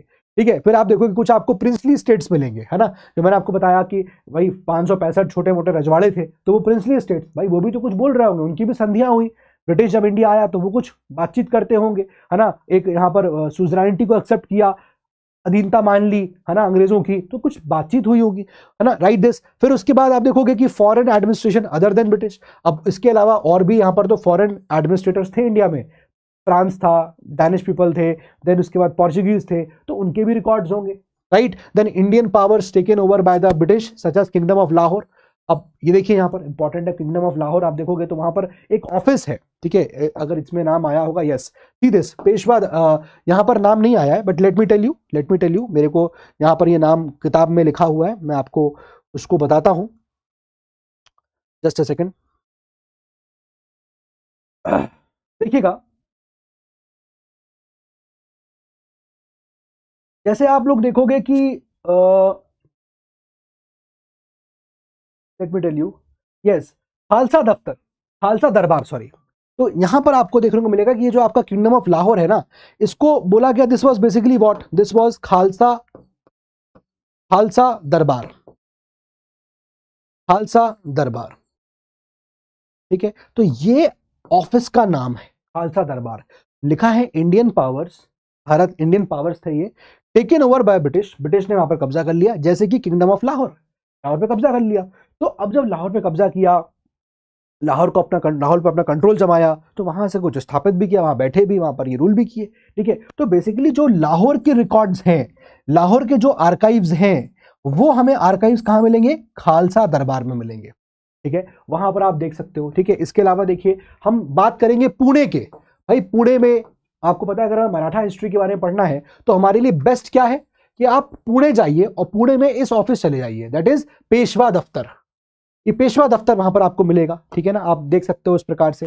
तो ये तो खैर राजस्थान का है, लेकिन ऐसे ही आप जाओगे, आप बिल्डिंग देखोगे वहां पेशवा दफ्तर है, तो उस पेशवा ऑफिस, पेशवा दफ्तर जाइए, नाम है उसका, पुणे में है। तो वहां पर आप जाओगे तो सारे डॉक्यूमेंट्स जो उस वक्त मराठा हिस्ट्री से रिलेटेड है वो आपको वहां पर मिलेंगे, ठीक है। ऐसे ही आप देखोगे, अगर आपको राजस्थान की हिस्ट्री यहाँ पर पढ़नी है, ठीक है, तो you can go to Bikaner house, जहां पर आपको बहुत सारे ऐसे आर्काइव्स मिल जाएंगे जो कि आपको जयपुर, बीकानेर, जोधपुर और उदयपुर के बारे में यहाँ पर काफी अच्छी इंफॉर्मेशन दे देंगे, ठीक है। तो ये कुल मिला के आपको समझ में आ रहा होगा कि चैप्टर में जो क्रक्स था मैंने आपको बता दिया, बस ये नाम आ रहे हैं, जैसे आपका एक नाम आ गया, खालसा दरबार आ गया। अब ये आपका लाहौर की किंगडम से रिलेटेड है, लाहौर को जब कब्जाया होगा, लाहौर की चीजें क्या रही होंगी, पेशवा दफ्तर हो गया, पुणे के मराठा हिस्ट्री के बारे में यहाँ पर आपको आर्काइव्स मिलेंगे, ऑफिशियल रिकॉर्ड्स मिल जाएंगे, ठीक है। देन आप देखिए यहाँ पर, अगर आपको डोगरा के कम्युनिटी के बारे में जानना है जो जम्मू कश्मीर में रूल करते हैं, तो you can go to the house, state paper house in Jammu, यहाँ पर रखे हुए, तो आप यहाँ पर जाके पढ़ सकते हैं। इसके अलावा देखिए, आप मध्य प्रदेश में ग्वालियर, इंदौर, भोपाल, इन सब के बारे में आर्काइव्स मिलेंगे आपको, ठीक है। तो ये अलग अलग जगह के आर्काइव्स हैं, बहुत लाइन टू लाइन अब यहाँ जाने की जरूरत नहीं है। आर्काइव्स ऑफ 3 प्रेसिडेंसी मैंने आपको ऑलरेडी समझा दिया है ना, जैसे आपका एक फोर्ट विलियम आपका कलकत्ता में, ठीक है, बंगाल प्रेसिडेंसी, तो यहाँ पर आपको मिलेगा। अब देखो, जो 1756 से पहले के आर्काइव्स थे वो नहीं मिलते हैं, वो खो गए हैं, लेकिन उसके बाद के आर्काइव 1757 के लेकर 1772 1773 तक के आर्काइव्स जो है वो हमारे पास प्रिजर्व्ड है, ठीक है। तो Bengal presidency archives survived after the British victory at Plassey, जब हो गया उसके बाद जो भाई प्लासी में जीते, प्लासी में जीतने के बाद डेफिनेट सी बात है, आप देखोगे कि कुछ टाइम के बाद फिर बक्सर हुआ, फिर जो भी रिकॉर्ड्स हैं इस बीच के रहे होंगे, भाई क्या बातें हुई, अंग्रेज कैसे यहाँ पर चीज़ों को भाई स्टार्ट किया था ना, उन्होंने बंगाल पे कब्जा किया, वहां से कैसे अपना रूल कंसोलिडेट कर रहे थे, वो सब चीज़ें आपको मिलेगा। और ये सारे डिटेल्स इसके आपको available in the National Archives of India, और कुछ आपको मिलेगा state archives of West Bengal में, ठीक है। तो इसकी इन्फॉर्मेशन, इनके आर्काइव्स आपको 2 जगह भी यहाँ मिल जाएंगे, नेशनल आर्काइव्स में। अब देखो, ये सब चीज़ें इतना प्रिसाइजली एग्जाम में नहीं आती है, बस समझने भर के लिए कि हाँ ठीक है, इसलिए मैं आपको जल्दी जल्दी यहाँ बता रहा हूँ। जैसे मद्रास प्रेसिडेंसी हो गया, ये भी एक प्रेसिडेंसी है, एक हमने कलकत्ता देख लिया, एक मद्रास देख लिया, एक आपने बॉम्बे देखोगे, है ना, तो बॉम्बे भी आपको देखने को मिल जाएगा अभी आगे चल के, ठीक है। तो इनका भी आपको यहाँ पर जो रिकॉर्ड्स हैं, आर्काइव्स हैं, वो आपको मिल जाएंगे, include records of governors and the council of Fort Saint George, ये जो भी आपका इन्फॉर्मेशन है आपको मिलेगा, ठीक है। यहाँ पर आप कवर कर लोगे, ये आप देख सकते हैं, बिल्डिंग इनकी यहाँ पर बनी हुई है। आर्काइव्स ऑफ बॉम्बे प्रेसिडेंसी कहाँ मिलेगा, महाराष्ट्र में मिलेगा, ऑब्वियस सी बात है ना, महाराष्ट्र सेक्रेटेरिएट रिकॉर्ड ऑफिस में आप जाओगे, मुंबई में है, वहां पर आपको बॉम्बे प्रेसिडेंसी के जो आर्काइव्स हैं वो आपको यहाँ पर मिल जाएंगे, ठीक है। तो ये सब यूजफुल है वेस्टर्न इंडिया की हिस्ट्री को जानने के लिए, ऑल दीज थिंग्स, सब बातें वहीं पर है, तो बहुत एग्जैक्टली आपको नहीं जानना है। देखिए again, archives of other European powers, अब जो और यूरोपियन पावर्स थी, जैसे मैंने आपको ऑलरेडी बताया कौन कौन सी थी, जैसे हमने देखा कि पोर्चुगीज भी इंडिया में थे, तो उनका जो सेटलमेंट था कहाँ, गोवा में आया, है ना। Valuable for Portuguese positions in India, तो उनके आर्काइव्स कहाँ मिलेंगे, गोवा में मिल जाएंगे। देन आपको देखोगे कि सिग्निफिकेंस क्या है पोर्चुगीज के आर्काइव्स के बारे में। जाहिर सी बात है क्या होगा कि भाई जैसे मान लीजिए पोर्चुगीज गोवा में आए, वहाँ सेटल हुए, तो अब जाहिर सी बात है कि पोर्चुगीज कुछ बातें होंगे जो अपने कंट्री वापस भेजते होंगे, लिस्बन भेज दिया, है ना। तो यहाँ पर कुछ ऐसे ऑर्डर्स होंगे, कुछ यहाँ पर डिस्पैचेस होंगे जो किए गए होंगे फ्रॉम लिस्बन टू गोवा। भाई वहाँ के पोर्चुगल ने अपने यहाँ कंट्री से इंडिया कुछ ऑर्डर्स भेजे होंगे, तो गोवा पहुंचे होंगे, राइट। रिस्पॉन्सेज दिए गए होंगे इंडिया की तरफ से, इंडिया मतलब पोर्चुगीज की तरफ, जो पोर्चुगीज सेटलमेंट इंडिया में थे गोवा में, उन्होंने रिस्पॉन्स भी किया होगा, वो रिपोर्ट्स भी भेजी होंगी फ्रॉम इंडिया टू पोर्चुगल। तो ये सब चीज़ें जो है वो आपको गोवा में आप जाओगे तो वहाँ देखोगे कि पोर्चुगीज के आर्काइव्स जो है यहाँ पर रखे हुए हैं। सिमिलरली आप देखोगे तो डच के आर्काइव्स भी मिलते हैं। सिमिलरली आप देखोगे तो आपको फ्रेंच आर्काइव्स भी मिलते हैं। फ्रेंच आर्काइव्स कहाँ, पौंडीचेरी में, चंदेर नगर में, है ना। हमने चंदेर नगर के बारे में पढ़ा भी था विपिन चंद्रा में, ठीक है। तो ये सब transfer to Paris by French authorities, तो सब चीज आर्काइव्स जो है वो कुछ ट्रांसफर हो गए, कुछ आपको देखने को मिलेंगे इंडिया में रखे हुए। तो इस तरह से यहाँ पर ये चीजें जो है वो है। तो बहुत हद तक अब आपको क्लियर हो गया होगा कि इस चैप्टर में क्या है, दैनिश एक्टिविटीज है। अब ये एग्जाम में नहीं आएगा ये कहाँ रखे हैं ये बताओ, ये नाम नहीं पूछेगा, बस आपको समझ में आना चाहिए कि व्हाट आर आर्काइव्स, और आर्काइव से हम क्या कर सकते हैं। हमें हर एक चीज़ के बारे में जब वो लोग रूल करते रहे होंगे, चाहे वो डैनिश पावर हो, चाहे वो फ्रेंच पावर हो, चाहे वो आपके ब्रिटिश पावर हो, तो हमको उन आर्काइव से पता चल पाएगा कि उनकी साइकोलॉजी क्या थी, उनके यहाँ पर क्या थॉट प्रोसेस था, वो क्या सोचते थे, कैसे सोचते थे, तो वो सब चीज़ें हमको यहाँ पता चल पाएंगी, ठीक है ना। तो ये भी हुआ। अब जुडिशियल रिकॉर्ड्स, जाहिर सी बात है कोर्ट्स भी कुछ बोल रहे होंगे। क्या बोल रहे हैं, जैसे आपका देखिए मद्रास रिकॉर्ड ऑफिस, यहाँ पर आपका जो आर्काइव्स हैं किस चीज़ के रखे हुए हैं, Fort Saint George, mayor's court at Fort Saint George. यहाँ पर जो बातें हुई, जो ऑफिशियल डॉक्यूमेंट्स है वो कहाँ रखे हुए हैं, मद्रास रिकॉर्ड हाउस में, ठीक है। तो इसके बाद आप देखोगे ऐसे ही सिमिलरली आप देखोगे कैलकाटा हाई कोर्ट, इनके जो रिकॉर्ड्स हैं वो भी आर्काइव किए हुए हैं। Archives for the year this are kept in the record of the Calcutta High Court, right. Then Calcutta High Court also holds archives of Supreme Court of Bengal. Supreme Court of Bengal के archives, भाई उस वक्त जब सुप्रीम कोर्ट सेटअप हो गया था, supreme court में भाई कुछ नए जज बने होंगे, उनका अपॉइंटमेंट हुआ होगा, अब वो अपॉइंटमेंट लेटर मिला होगा, तो अपॉइंटमेंट लेटर भी आपको मिल सकता है। तो ये सारा आर्काइव्स है, डॉक्यूमेंटेशन है, आपको जगह जगह यहाँ पर मेंशन मिल जाएंगी, ठीक है। देन बॉम्बे जुडिशियल रिकॉर्ड्स, अब हर चीज यहाँ पर सिमिलर है, तो मेरे ख्याल से इसको अब आप लोग रीड कर सकते हैं। भाई देखिए मेयर्स कोर्ट जो एट बॉम्बे था, उसके आर्काइव्स आपको कहाँ पर मिलेंगे, महाराष्ट्र सेक्रेटरी रिकॉर्ड ऑफिस में। ये रिपीट हो रहा है चीजें, ठीक है, यहाँ पर मिलेगा। देन उसका सिमिलरली आप देखोगे कि जो कंटेंट्स ऑफ जुडिशियल रिकॉर्ड्स कहाँ मिलेंगे। अब जैसे जो प्रोसीडिंग्स है, कोर्ट्स की प्रोसीडिंग्स, छोटी छोटी बातें हैं, माइन्यूट चीजें हैं, विल्स हुई, प्रोबेट्स हुए, लेटर ऑफ एडमिनिस्ट्रेशन, ये सब बहुत ही इंपॉर्टेंट हमें हमारे लिए है, क्योंकि हमें इनसे बहुत सारी इंसाइट्स मिलते हैं कि उस वक्त सोसाइटी का इकोनॉमी कैसा था, सोसाइटी कैसी चल रही थी, what was the condition in the society, है ना। ये सब बातें जो है हमको इन रिकॉर्ड्स के थ्रू यहाँ पता चलता है। अब ये पब्लिश्ड आर्काइव्स में सिर्फ एक बात ध्यान रखना, दैट इज पार्लियामेंट्री प्रोसीडिंग्स, ठीक है ना। तो पार्लियामेंट्री पेपर्स, राइट। तो जो भी यहाँ पर एक्सर्प्ट्स थे फ्रॉम ईस्ट इंडिया कंपनी ने जो बातें यहाँ पर बोली होंगी, गवर्नमेंट ऑफ इंडिया के रिकॉर्ड्स उस वक्त यानी अंग्रेजों की जो सरकार थी, उनके यहाँ पर पेपर्स, उनकी यहाँ पर बातें, उनकी चीज़ें, लिखी हुई चीज़ें, वो सब आपको यहाँ मिलेगा। तो पार्लियामेंट्री सेलेक्ट कमिटीज जो होती हैं उनके भी रिपोर्ट्स आपको आर्काइव्स में मिल जाएंगे, ठीक है। देन उसके बाद आप देखिए पार्लियामेंट्री डिबेट्स, है ना, ऑन द इंडियन एम्पायर, जो डिबेट्स हुई हैं। अब जैसे कई जगह ऐसा देखने को मिला कि हम देखेंगे आगे चल के कि बहुत सारे ऐसे यहाँ पर लोग थे जो ईस्ट इंडिया कंपनी के करप्शन से खुश नहीं थे। वो कह रहे थे यार क्या कर रहे हो, गलत कर रहे हो तुम लोग, हम तुम्हें एक्सपोज कर देंगे। तो उन्होंने कहा हम अखबार छापेंगे, तुम्हारे खिलाफ हम लिख देंगे।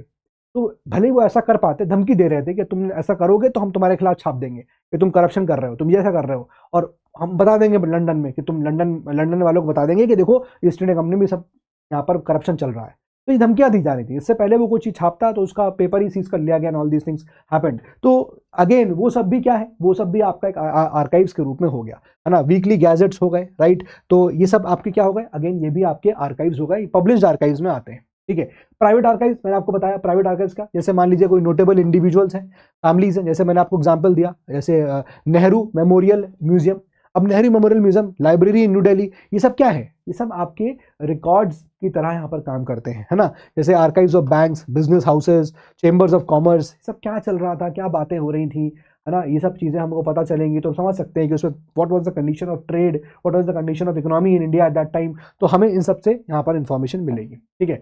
तो ये तो हो गया। फॉरेन रिपोजिटरीज मतलब क्या हो गया, जो रिपोजिटरी फॉरेन में है। अब जैसे हम फॉरेन रिपोजिटरी की बात करेंगे तो ब्रिटेन हो गया, ठीक है। अब ब्रिटेन में जो वहां पर लंदन हाउस है, लंदन हाउस में बहुत सारे हमको दस्तावेज मिलेंगे कि वो जब रूल कर रहे थे भारत के ऊपर, तो भाई क्या वो सोचते थे इंडिया को लेकर, है ना, उनका इंडिया को लेकर क्या थॉट प्रोसेस था, वो सब आपको यहाँ मिलेगा। ऐसे आप अदर कंट्रीज भी देखोगे, आपको फ्रांस की बात करेंगे तो आपको फ्रांस के बारे में पता, वहाँ के सरकार जो है उन्होंने भी कुछ चीजें लिखा पढ़ी में करी होंगी, तो उनके भी ऐसे यहाँ पर आप देखोगे तो there is a record house, है ना, वहां पर भी आपको कुछ रिकॉर्ड हाउस मिलेंगे, तो वहां पर दस्तावेज रखें क्या क्या है, चलिए एक बार नाम देख लेते हैं। देखिए जैसे फॉर एग्जाम्पल इंग्लैंड की बात करेंगे, England India office records, England में इंडिया ऑफिस रिकॉर्ड्स है, उसमें वो सारे दस्तावेज रखे हैं कि अंग्रेज हमारे बारे में क्या सोचते थे, कैसे सोच रहे थे। सिमिलरली ब्रिटिश म्यूजियम है, ये बहुत इंपॉर्टेंट रिपोजिटरीज हैं हमारे लिए, हम मॉडर्न हिस्ट्री को यहाँ पर बहुत बेहतर तरीके से समझ सकते हैं, ठीक है। इसके अलावा देखिए हम इंग्लैंड के अलावा बात करेंगे तो ब्रिटिश म्यूजियम के बारे में बता ही दिया, ब्रिटिश म्यूजियम बहुत इंपॉर्टेंट आपको कलेक्शन मिलेगा यहाँ पर पेपर्स का, है ना। ब्रिटिश वाइसरॉयज ने जो बोला होगा उस वक्त के टाइम पीरियड पे, जो सेक्रेटरीज ऑफ स्टेट्स हुआ करते थे SOS, वो क्या यहाँ पर बोल रहे थे, हाई रैंक्ड ऑफिशियल्स जो इंडिया में थे, उनकी बहुत सारी चीजें आपने म्यूजियम में देखा होगा ना, कहीं आप म्यूजियम में गए होंगे कि अच्छा ये वो कड़ा है जो वो पहना करते थे, अच्छा ऐसे कपड़े हैं जो वो पहना करते थे। तो म्यूजियम्स भी आपको उस वक्त के बारे में राइट हमें एक डायरेक्ट इन्फॉर्मेशन देते हैं, डायरेक्ट इन्फॉर्मेशन। बहुत सारे म्यूजियम्स आप जाओगे तो आपको जैसे फॉर एग्जाम्पल सिक्के हैं, कॉइन्स पहले चलते थे तो उसको प्रिजर्व कर रखा है, मतलब ये डायरेक्ट सोर्स है आपको हिस्ट्री पढ़ने का, राइट। सिमिलरली आप देखोगे कि यहाँ पर like the church missionary society of London offer insights into pre independent India's education and social development. तो हमको इस church missionary society of London से हम देखेंगे तो हमको यहाँ पर इंडिया के एजुकेशन और सोशल डेवलपमेंट के बारे में यहाँ पर इंफॉर्मेशन जो है हमको मिलती है, ठीक है। देन उसके बाद archives for understanding French history. अब फ्रेंच हिस्ट्री के बारे में हमको अगर जानना है कि फ्रांस हमारे बारे में क्या सोच रहा था, तो वो आपको मिलेगा आर्काइव्स नेशनले पेरिस में है, आर्काइव्स नेशनले पेरिस में है। यहाँ पर जो आर्काइव्स हैं फ्रेंच मिनिस्टर्स के हैं, फॉरेन अफेयर्स मिनिस्टर्स के हैं, ठीक है। इसमें आप देखोगे कि in illuminate French positions and socio political conditions, इन सब के बारे में यहाँ पर जानकारी मिलती है। तो ये फॉरेन रिपोजिटरी जो तुम्हारे काम आएंगी, जो देश हमारे यहाँ हमारे ऊपर रूल करने आए, तो उनके यहाँ भी तो कुछ कुछ चीजें डॉक्यूमेंट्स मेंशन होंगे, तो वो भी आपके यहाँ पर आर्काइव्स में आ जाते हैं। यूरोपियन आर्काइव्स की बात करेंगे, जैसे डच ईस्ट इंडिया कंपनी भी थी, उसके रिकॉर्ड्स आपको कहाँ मिलेंगे, हेग में, नाम क्या है उसका, रिच स्कारशिफ, ठीक है। डैनिश रिकॉर्ड्स कोपेनहेगन में आपको मिलेंगे, पोर्चुगीज रिकॉर्ड्स लिस्बन में मिलेंगे। तो ये सारे फैक्ट्स हैं जो आपके बुक में दे रखे हैं, जैसे मैंने बोला ऑलरेडी एक छोटा चैप्टर है, यही सब बातें लिखी है। कंसेप्ट मैंने आपको इसलिए स्टार्टिंग में समझा दिया था कि है क्या कंसेप्ट इस चैप्टर के अंदर, ये सब चीजें बहुत इंपॉर्टेंट नहीं है, लेकिन जो इंपॉर्टेंट है वो है इंडियन ऑथर्स और उनकी बुक्स। मैं उस पर सीधे आता हूँ यहाँ पर, ठीक है। अब इंपॉर्टेंस ऑफ पाकिस्तानी आर्काइव्स, अब जैसे West Pakistan record office Lahore में है, ठीक है। ये देखिए आप, नेशनल आर्काइव्स ऑफ पाकिस्तान यहाँ पर है, तो यहाँ पर आपको अगेन बहुत सारी चीजें मिलेंगी जो हमको इंसाइट देगा कि इंडिया का रिलेशंस कैसे रहे होंगे, क्योंकि आप पाकिस्तान की तरफ रहोगे तो उसका मतलब you are closer to Afghanistan, you are closer to Iran, boundary की लगी हुई है ईरान वगैरह से। तो अगर हमको यहाँ पर उस वक्त तो ये हमारे हिस्सा ही था, भारत का ही था, राइट। तो वेस्ट पाकिस्तान रिकॉर्ड ऑफिस में बहुत सारे ऐसे दस्तावेज मिलेंगे कि हमारा किस प्रकार से यहाँ पर जो है वो रिलेशंस रहे होंगे इंडिया के विद अफगानिस्तान, ईरान, है ना, और भी जो नेबरिंग कंट्रीज हैं कॉलोनियल टाइम में कैसे रिलेशन रहे होंगे, तो हमें डायरेक्ट सोर्स इन जगह से पता चल सकता है, ठीक है। तो अब हम आते हैं biographies, memoirs and travel accounts पे। तो ये तो आपके जितने थे वो ऑफिशियल अकाउंट्स, यहाँ पर ऑफिशियल जो आपके आर्काइव्स हैं वो पूरे हो गए। अब हम आते हैं अपने दूसरे नॉन ऑफिशियल टाइप के, यानी कि कुछ मेमोयर, कुछ बायोग्राफीज जो लोगों ने लिखी, है ना, किताबें लिख दी लोगों ने, यहाँ पर ट्रैवल अकाउंट्स लिखे, भैया हम भारत गए तो भारत में देखा ऐसा हो रहा था। जैसे एंशिएंट टाइम में हमने देखा कि भाई बहुत सारे ऐसे ट्रैवलर्स थे, है ना, हमने ह्यून सांग को देखा था, हमने वहाँ पर देखा था कि भाई इत्सिंग, हमने देखा था वहाँ पर फाहिम, तो ये भी सब थे। हमने मेडिवल पीरियड में बहुत सारे ट्रैवलर्स को देखा था कि भाई ये भी ट्रैवलर आए थे, है ना, अलबरूनी को देखा था हमने, तो इन लोगों ने भी अपने अकाउंट्स दिए। वैसे ही क्या हुआ मॉडर्न हिस्ट्री के टाइम में भी बहुत सारे ऐसे ट्रैवल अकाउंट्स भी हमको यहाँ पर देखने को मिलते हैं, राइट। तो विजिटर्स टू इंडिया, जब वो भारत यहाँ पर आए तो दे लेफ्ट वैल्यूएबल अकाउंट्स, बहुत सारे अकाउंट्स जो है वो छोड़ के गए, अपने एक्सपीरियंसेस और अपने इंप्रेशंस जो है वो देखे गए। जैसे एग्जांपल के रूप में आप देखोगे यहाँ पर, ये जो आप देख रहे हो ना, ये जो यहाँ पर बुक है the Hindu manners, customs and ceremonies. Now this is written by, as you can see here, this is written by bishop Heber's journal and Abbe Dubois. इनका ये वर्क है, Hindu manners and customs are notable works, ठीक है। तो ये एबे डुबॉइस का मिलेगा आपको, ठीक है। तो ये अकाउंट देते हैं he has written these things. These accounts help understand the India's historical transformation. कैसे भारत ट्रांसफॉर्म हुआ वो हमको इन अकाउंट से मिलेगा. अब देखो ये आपको पता होना चाहिए. दिस इज अ फैक्ट जो आपको एग्जामिनेशन पर्सपेक्टिव से पता होना चाहिए. ठीक है, ये फैक्ट है. अब जहां पर फैक्ट होगा मैं उस पर स्टार लगाने वाला हूं, वहां से आप उन चीजों को स्टार स्टार करते जाइएगा. ठीक है, चलिए उनको कॉपी में आप लिखकर नोट्स बना लीजिएगा. एक तरफ ऑथर का नाम, एक तरफ किताब का नाम, ये आप जरूर कर लीजिएगा. ये आपसे मैं आपको एक तरह का काम ही दे रहा हूं और इसको डेफिनेटली अपने नोट्स को क्रिएट करके इस चैप्टर के मुझे आप बताइएगा कैसे आपने नोट्स क्रिएट किए हैं. टेलीग्राम चैनल मैंने आपको दिया हुआ है. ठीक है, अब ट्रैवलर्स अकाउंट की बात करेंगे. तो जब ये ट्रैवलर्स आए, जैसे फॉर एग्जाम्पल ट्रैवलर अकाउंट्स, जाहिर सी बात है हमें पता है एंशिएंट हिस्ट्री के टाइम से, तो जैसे एंशिएंट हिस्ट्री में हम लोग ट्रैवलर्स के अकाउंट से हिस्ट्री को कंस्ट्रक्ट करते हैं, वैसे ही मॉडर्न हिस्ट्री को भी हम देखेंगे तो ट्रैवलर्स के अकाउंट से हम लोग जो है वो मॉडर्न इंडिया को कंस्ट्रक्ट कर सकते हैं. ठीक है ना, ये सब चीजें हैं. तो ये तो एक चीज हो गया. देन एग्जाम्पल के तौर पे देखिए बहुत सारे फेमस ब्रिटिश ट्रैवलर्स थे, तो ये आप यहाँ पर नाम याद रखना. जैसे हम ह्यून त्सांग का नाम याद रखते हैं, जैसे हम लोग फाहे का नाम याद रखते हैं, जैसे हम इत्सिंग का नाम याद रखते हैं, हम लोग यहाँ पर अल-बुरूनी का नाम रखते हैं. बहुत सारे एम्बेसडर जब मगध के टाइम में भी आए थे, डमैकस है ना, हम इन सब के नाम याद रखते हैं. वैसे ही आपको यहाँ पर इनके नाम देखने हैं. कौन देखिएगा आपको, George Foster, Benjamin Heyne, James Burns. तो ये ब्रिटिश ट्रैवलर्स हैं और इनका जो काम है, इनका वर्क है, that is narrative of visit to the court of Sindh. ये आपको पता होना चाहिए. पूछ सकता है UPSC, never have asked but they can ask. ठीक है, सिमिलरली देखिए अब ये फैक्ट है तो मैंने इसलिए कुछ लिखाया ले आया. क्या ही लिखता है उसको मैं. अलेक्जेंडर बर्न्स, इनका वर्क इज ट्रैवल इनटू बुखारा. ये इनका ट्रैवल अकाउंट है. ठीक है ना, तो अलेक्जेंडर बर्न्स पता होना चाहिए. Then C J C Davidson, diary of the travels and adventures in upper India. तो ये आपको कभी पूछ सकता है प्रीलिम्स के अंदर. देन उसके बाद जॉन बटलर, इनका ट्रैवल अकाउंट है, travels and adventures in the province of Assam. तो असम गए तो उन्होंने वहां के बारे में बताया, हमको अपन इंडिया के बारे में पता चला है ना. बुखारा जब ये गए तो वहां के बारे में पता चला, सिंध के बारे में पता चला. तो इन ट्रैवल अकाउंट से हमको यहाँ पर डायरेक्ट इंफॉर्मेशन मिलती है इन ट्रैवलर्स के थ्रू कि भाई क्या क्या सिनेरियो वहां पर हो रहा होगा, क्या क्या चीजें वहां पर चल रही होंगी. ठीक है, अब कुछ ऐसे जो नॉन ब्रिटिश ट्रैवलर्स थे, जैसे फॉर एग्जांपल हम विक्टर जेक मॉन्ट की बात करेंगे. ठीक है, तो लेटर्स फ्रॉम इंडिया, ये इनका यहाँ पर वर्क है. Describing a journey in the British dominions of India, Tibet, Lahore and Kashmir during the years of 1828, 1829, 1830, 1831. तो ये पूरा यहाँ पर इस किताब इनका वर्क है ये पूरा. ठीक है, ये ट्रैवलर है, उन्होंने पूरा यहाँ पर बताया है. विक्टर जैकमॉन्ट ने लेटर्स फ्रॉम इंडिया, इनकी यहाँ पर एक तरह से वर्क हो गया. पूरा जर्नी बताया है अपना, ब्रिटिश डोमिनियंस जो थे है ना, Tibet, British dominions of, British का डोमिनियन जो इंडिया में था, तिब्बत में था, लाहौर में था, कश्मीर में था, और ये इन सारे ईयर्स के बारे में. देन उसके बाद आप देखोगे Baron Charles, travels in Kashmir and the Punjab, ये इनका यहाँ पर वर्क हो गया. ठीक है, सिमिलरली एक नाम आता है विलियम मूरक्रॉफ्ट का नाम आ गया. ठीक है, देन उसके बाद देखो बहुत सारे न्यूज़पेपर्स थे, न्यूज़पेपर्स एंड जर्नल्स थे जो हमें बहुत सारे वाइटल सोर्सेज यहाँ पर देते हैं, इन्फॉर्मेशन देते हैं. यही बातें इसमें लिखी हुई हैं. 19th एंड 20th सेंचुरी की हमको इन्फॉर्मेशन मिलती है. इसको यहाँ पर इंग्लिश में पब्लिश किया गया, वर्नाकुलर लैंग्वेजेस यानी कि जो लोकल लैंग्वेजेस थी उसमें पब्लिश किया गया था. ठीक है, तो हमको न्यूज़पेपर्स भी काफ़ी इन्फॉर्मेशन देते हैं और हमारे लिए अब एग्जामिनेशन पर्सपेक्टिव से जानना जरूरी ये है कि भाई क्या क्या यहाँ पर न्यूज़पेपर्स हैं, उनकी आपको ऑथर्स के नाम पता होने चाहिए. ठीक है, बस सिंपली जल्दी जल्दी हम लोग देखेंगे. जैसे फॉर एग्जाम्पल, अच्छा देखिए जेम्स ऑगस्टस हिक्की के नाम.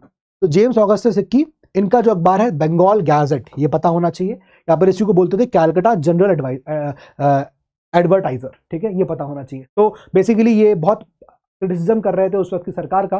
दैट इज वाई आप देखोगे कि द प्रेस जो थी यहाँ पर उसको सीज कर लिया गया था. बहुत ऑब्वियस सी बात है ना, ये सब चीजें हुई. अच्छा, यहाँ पर देखिए initial attempts by disgruntled English East India Company employees. अब जैसे मैं आपको बता रहा था कि भैया ईस्ट इंडिया इंग्लिश, ये जो इंग्लिश की ईस्ट इंडिया कंपनी थी उसके जो एम्प्लॉइज थे वो बेसिकली कुछ ऐसे थे जो परेशान हो गए थे, उनको मजा नहीं आ रहा था ईस्ट इंडिया कंपनी जो करप्शन कर रही थी. तो वो कई बार अटेम्प्ट कर रहे थे, धमकी दे रहे थे. जैसे एग्जाम्पल के रूप में देखिए विलियम बोल्ट्स 1776 में ही इज गिविंग धमकी कि तुम्हारी हम जो माल प्रैक्टिसेस चल रही है ना ईस्ट इंडिया कंपनी वालों, हम इसको एक्सपोज कर देंगे है ना, we will expose it, exposing the malpractices of the private trade. जो तुम लोग कर रहे हो, तुमको प्राइवेट ट्रेड अलाउड नहीं है, तुम भी फिर भी प्राइवेट ट्रेड कर रहे हो, हम वो सब एक्सपोज कर देंगे. तो विलियम बोल्ट्स को भी पकड़ा, कहाँ कनपटी बंदूक रखी, चलो जरा आओ, तो शांत कर दिया गया. ठीक है, सिमिलरली आप देखो जेम्स ऑगस्टस हिक्की की बात करेंगे, इनका आया बंगाल गazette, ये सरकार के खिलाफ बोलने लगे तो ये इनको सीज कर दिया गया. बट इंपॉर्टेंट हमारे एग्जाम पर्सपेक्टिव से क्या है कि आपको इस प्रकार का कोई मिल सकता है कि भैया बंगाल गazette किसने लिखा था, जेम्स ऑगस्टस हिक्की का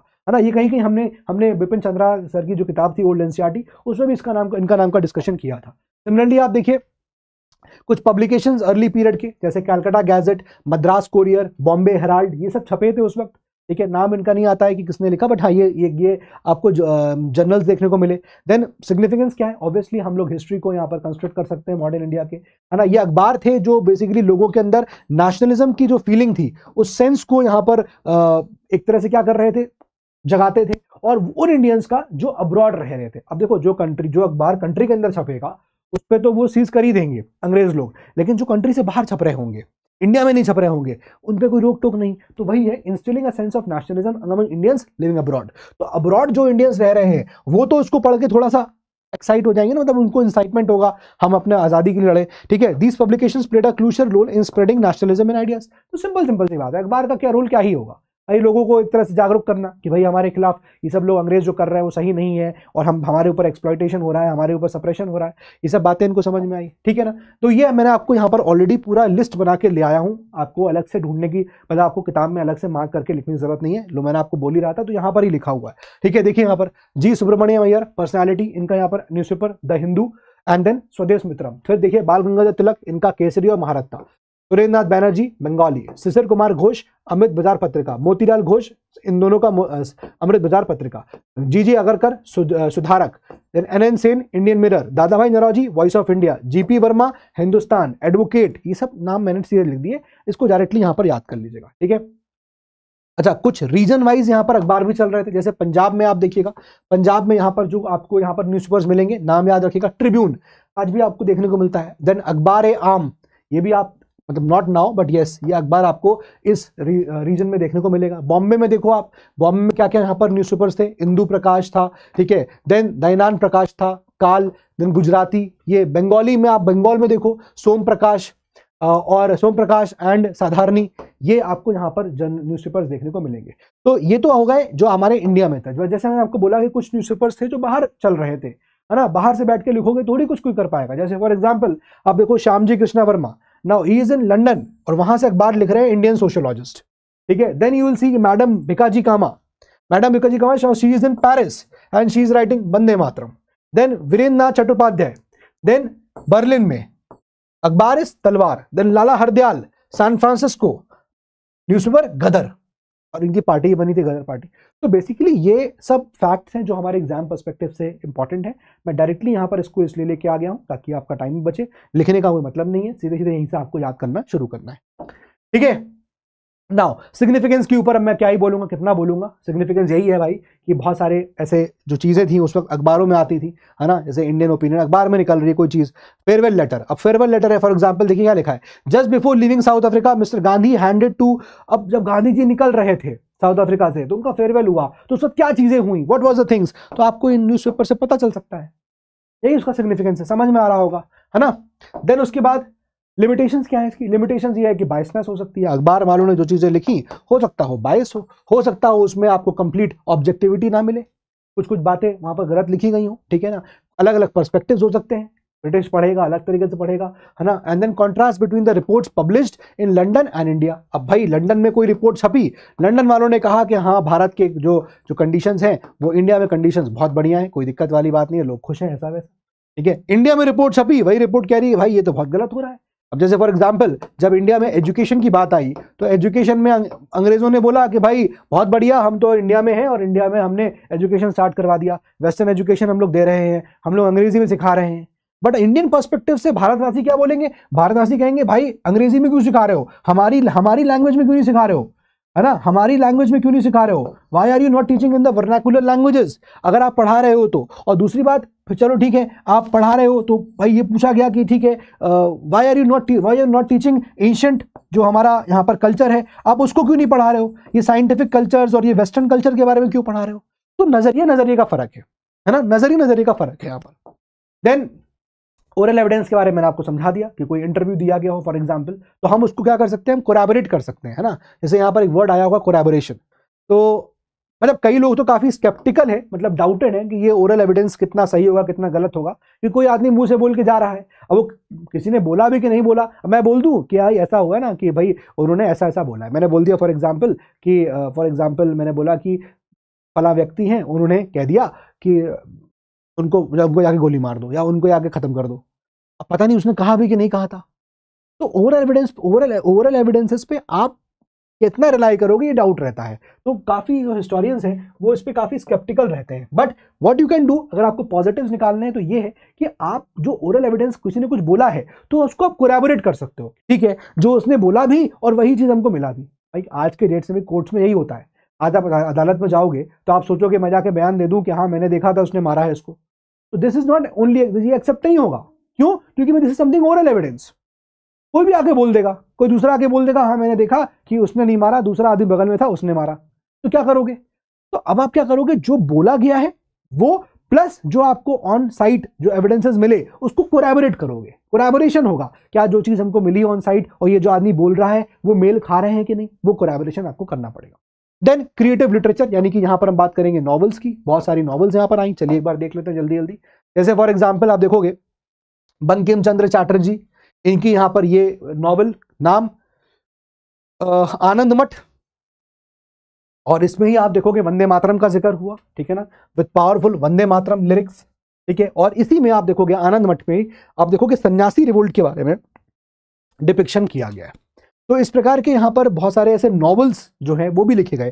तो ये यहाँ पर हो गया बंकिम चंद्र चटर्जी, ये आप लिख लीजिएगा, है ना। इसमें किताब उनकी यहाँ पर नॉवल आनंद मठ हो गया, उसी में वंदे मातरम का जिक्र हुआ। एंड इसमें आपको सन्यासी आनंद मठ के अंदर आपको सन्यासी रिवोल्ट जो हुआ था उसके बारे में डिपिक्ट यहाँ पर किया गया था, ठीक है। देन उसके बाद देखिए यहाँ पर एक नाम आता है इच्छाराम सूर्यराम देसाई, इनका कंट्रीब्यूशन और इन गुजराती लिटरेचर। तो अब यहाँ पर देखिए इनका कंट्रीब्यूशन भी आया, हिंद ए ब्रिटानिया, हिंद आने ब्रिटानिया, ठीक है, ये तो नोट कर लीजिए, ये इनका अर्ली नॉवल यहाँ पर हो गया, ठीक है। इसमें क्या है, इसमें गुजराती जो मेडिवल लिटरेचर है उसकी हिस्ट्री को यहाँ पर ट्रेस किया जा रहा है। तो ये नाम याद करिए, उसमें क्या है क्या नहीं ये इतना ध्यान रखने की जरूरत नहीं है, ठीक है। ये नाम इंपॉर्टेंट है, इसको आप कहीं ना कहीं एक टेबल बना के जरूर लिख लीजिएगा, जो यहाँ पर मैंने नहीं लिखा हुआ, ठीक है। ये देखिए हिंद एंड ब्रिटानिया, ब्रिटानिना मतलब ब्रिटेन से बना हुआ है, ब्रिटानिना, ठीक है। तो थोड़ा सा इसको यहाँ पर ध्यान रखिएगा। फिर उसके बाद देखिए यहाँ पर तो मैंने कुछ चीजें लिखी दी हैं, मतलब लाइन से लगाई दी हैं। जैसे फॉर एग्जांपल यू विल सी कि गिरिजा देवी की यहाँ पर मोहन्ना राजनी, देन उसके बाद राम तीर्थमल दासकालीन मुसावली, देन उसके बाद यू विल सी कि और सारे यहाँ पर नॉवल जैसे जीवी कृष्णा राव की you will see Keelu Bommalu, right, Telugu में लिखी गई। फिर उसके बाद आप देखोगे वाइकोम मोहम्मद बशीर की बालिया कलासखी, ठीक है। देन उसके बाद देखिए Thakazhi Siva Sankara Pillai, notable work in Malayalam, Thottiyude Makan and Chemmeen. तो इस प्रकार के कुछ वर्क्स हैं जो आप यहाँ पर लिख लीजिएगा, ठीक है। ये आप जो नाम ऊपर नाम देख रहे हैं, दे वर द तमिल राइटर्स, ठीक है ना, दे वर द तमिल राइटर्स। यहाँ पर आप ये बस नाम लिखिएगा, उनका जो वर्क है वो नोट कर लीजिएगा। यही चीज है जो आपको यहाँ पर जाननी है, ठीक है। और भी देखिए यहाँ पर और भी कुछ चीजें हुई। अब जाहिर सी बात है नॉवेल्स क्या कर रही हैं, व्हाट इज द नॉवेल्स का रोल क्या है हमारे इन चीजों के अंदर, क्या कैसे हम समझ सकते हैं। देखिए diverse writers, varied backgrounds, united by realism and social concerns. तो नॉवेल्स के अंदर बहुत सारी चीज़ें आपको सोशल कंसर्न्स मिलेंगे, है ना। कैसे जो फोकस किया गया नॉवेल्स में मार्जिनलाइज सेक्शन के ऊपर कि उनका ऑपरेशन हो रहा है, उनको सप्रेस किया जा रहा है ना। पोर्ट्रेयल ऑफ मार्जिनलाइज सोसाइटी को काफ़ी पोर्ट्रे किया गया इन किताबों के अंदर। Novels provide insight into the social aspects, क्या चल रहे थे वो पता चलता है, उस वक्त का क्या टाइम्स में क्या हो रहा था, रिफ्लेक्शन वो हमको देता है ना। सोसाइटी के डायनेमिक्स को समझाता है। तो बहुत बेसिक बातें हैं, कुछ एग्जामिनेशन एंगल से इतना कुछ खास नहीं है। बस समझ लो कि ठीक है नॉवेल्स है तो क्या करेंगे भाई, जाहिर सी बात है कोई नॉवल है उस वक्त के टाइम पे लिखी गई है तो कुछ ना कुछ, भाई कोई भी ऑथर है, कोई भी व्यक्ति है ना, वो अपने टाइम से बड़ा वो होता है, इंस्पायर्ड होता है। आज की डेट में बोलूँ किताब लिखने को तो आज के टाइम के हिसाब से ऑथर्स लिखेंगे किताबों को, क्योंकि आज के सिनेरियो को देख रहे हैं वो, whatever they are perceiving, whatever they are seeing, आज के ऑथर्स उसी चीज को अच्छा मेंशन कर सकते हैं, ठीक है ना। तो वही सब चीजें आपको यहाँ पर लिखी हुई मिली हुई हैं। तो लास्ट ऑफिस इस पेंटिंग की बात करेंगे तो पेंटिंग्स भी यहाँ पर ऐसी चीजें मैंने आपको बताया कि यहाँ पर देखिए इंपॉर्टेंट चीज है that is called as Patan, इसको लिखिएगा, ये एक्चुअली पटना कलम लिखा हुआ है। लेट मी सी, ये वर्ड थोड़ा सा मुझे यहाँ पर लगा था, but anyway I hope I am able to see to it, ठीक है। एनीवे तो देखिए कंपनी पेंटिंग्स, अब कंपनी पेंटिंग्स का मतलब क्या हो गया, कंपनी पेंटिंग्स का मतलब भाई वो पेंटिंग्स जो कंपनी पैटर्नाइज कर रही है।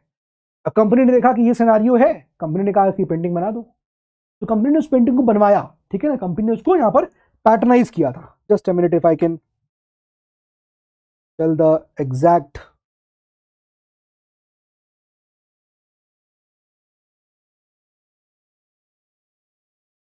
ठीक है, पटना कलम, राइट।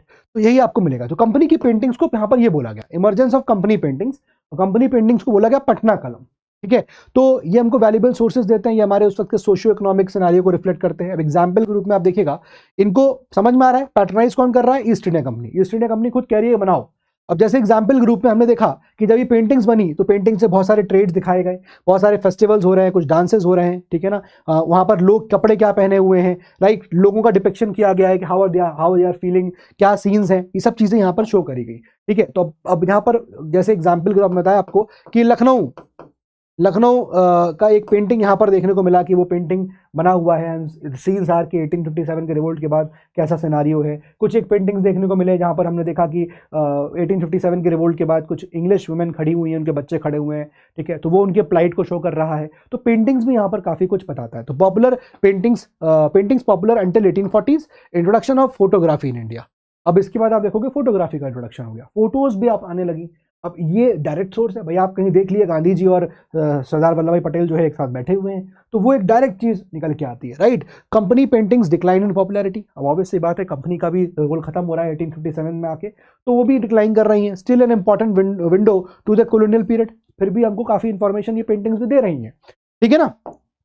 तो जैसे अब पिक्टोरियल रिकॉर्ड्स, फोटो वाला पिक्टोरियल रिकॉर्ड्स, जैसे मैंने आपको बताया कि पिक्टोरियल इमेजेस, ये आप देखिए, ये देखिए एग्जांपल, रिलीफ ऑफ लखनऊ, ये थॉमस जोन्स ने बनाई थी, थॉमस जोन्स बेबारकर ने। अब देखो अंग्रेजी क्या लिख रहे हैं, अंग्रेज लिख रहे हैं रिलीफ ऑफ लखनऊ, यानी कि जो यहाँ पर रिवोल्ट हुआ, ठीक है, उसको यहाँ पर सप्रेस कर दिया गया है और अब लखनऊ में कोई पेन नहीं है, सब कुछ शांत हो गया है, जो भी लोग परेशान थे हमने सब चीजें खत्म कर दी, रिलीफ ऑफ लखनऊ, ठीक है। ये सब बातें यहाँ पर बोली गई। तो ये सारे ऐसे पिक्टोरियल रिकॉर्ड्स आए। इसके अलावा आप देखिए, ये जो मैं आपको बोल रहा था इन मेमोरियम, ये जोसेफ नोबल पैटर्न ने यहाँ पर क्या बनाया है, depicts 2 years of the revolt, कि 2 साल हो गए हैं रिवोल्ट को, और अब 2 साल में आप देखिए यहाँ पर क्या दिखाया है, इंग्लिश वुमेन दिखाया गया and children portrayed as helpless and innocent, कि भैया ये भारतवासियों ने जिस प्रकार से रिवोल्ट किया उससे हमारे ऊपर क्या फर्क पड़ा एंड ऑल दीज थिंग्स। तो ये बड़े यहाँ पर क्या है, जिस प्रकार से हेल्पलेस सिचुएशन में है ये दिखाया गया। So it conveys what, impending dishonour, violence and death जो उस पीरियड में हुआ, ये पेंटिंग्स वो चीज शो करती हैं।